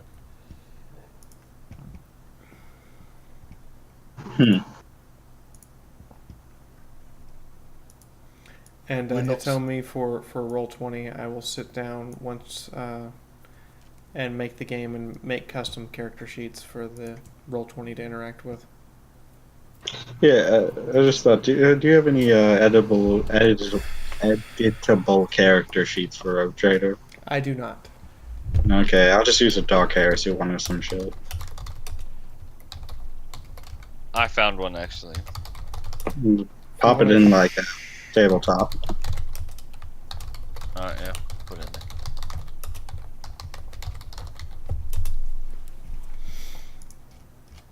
And Fiaura, I will probably be a little late on Friday because I have no idea what time Jenny will be starting work.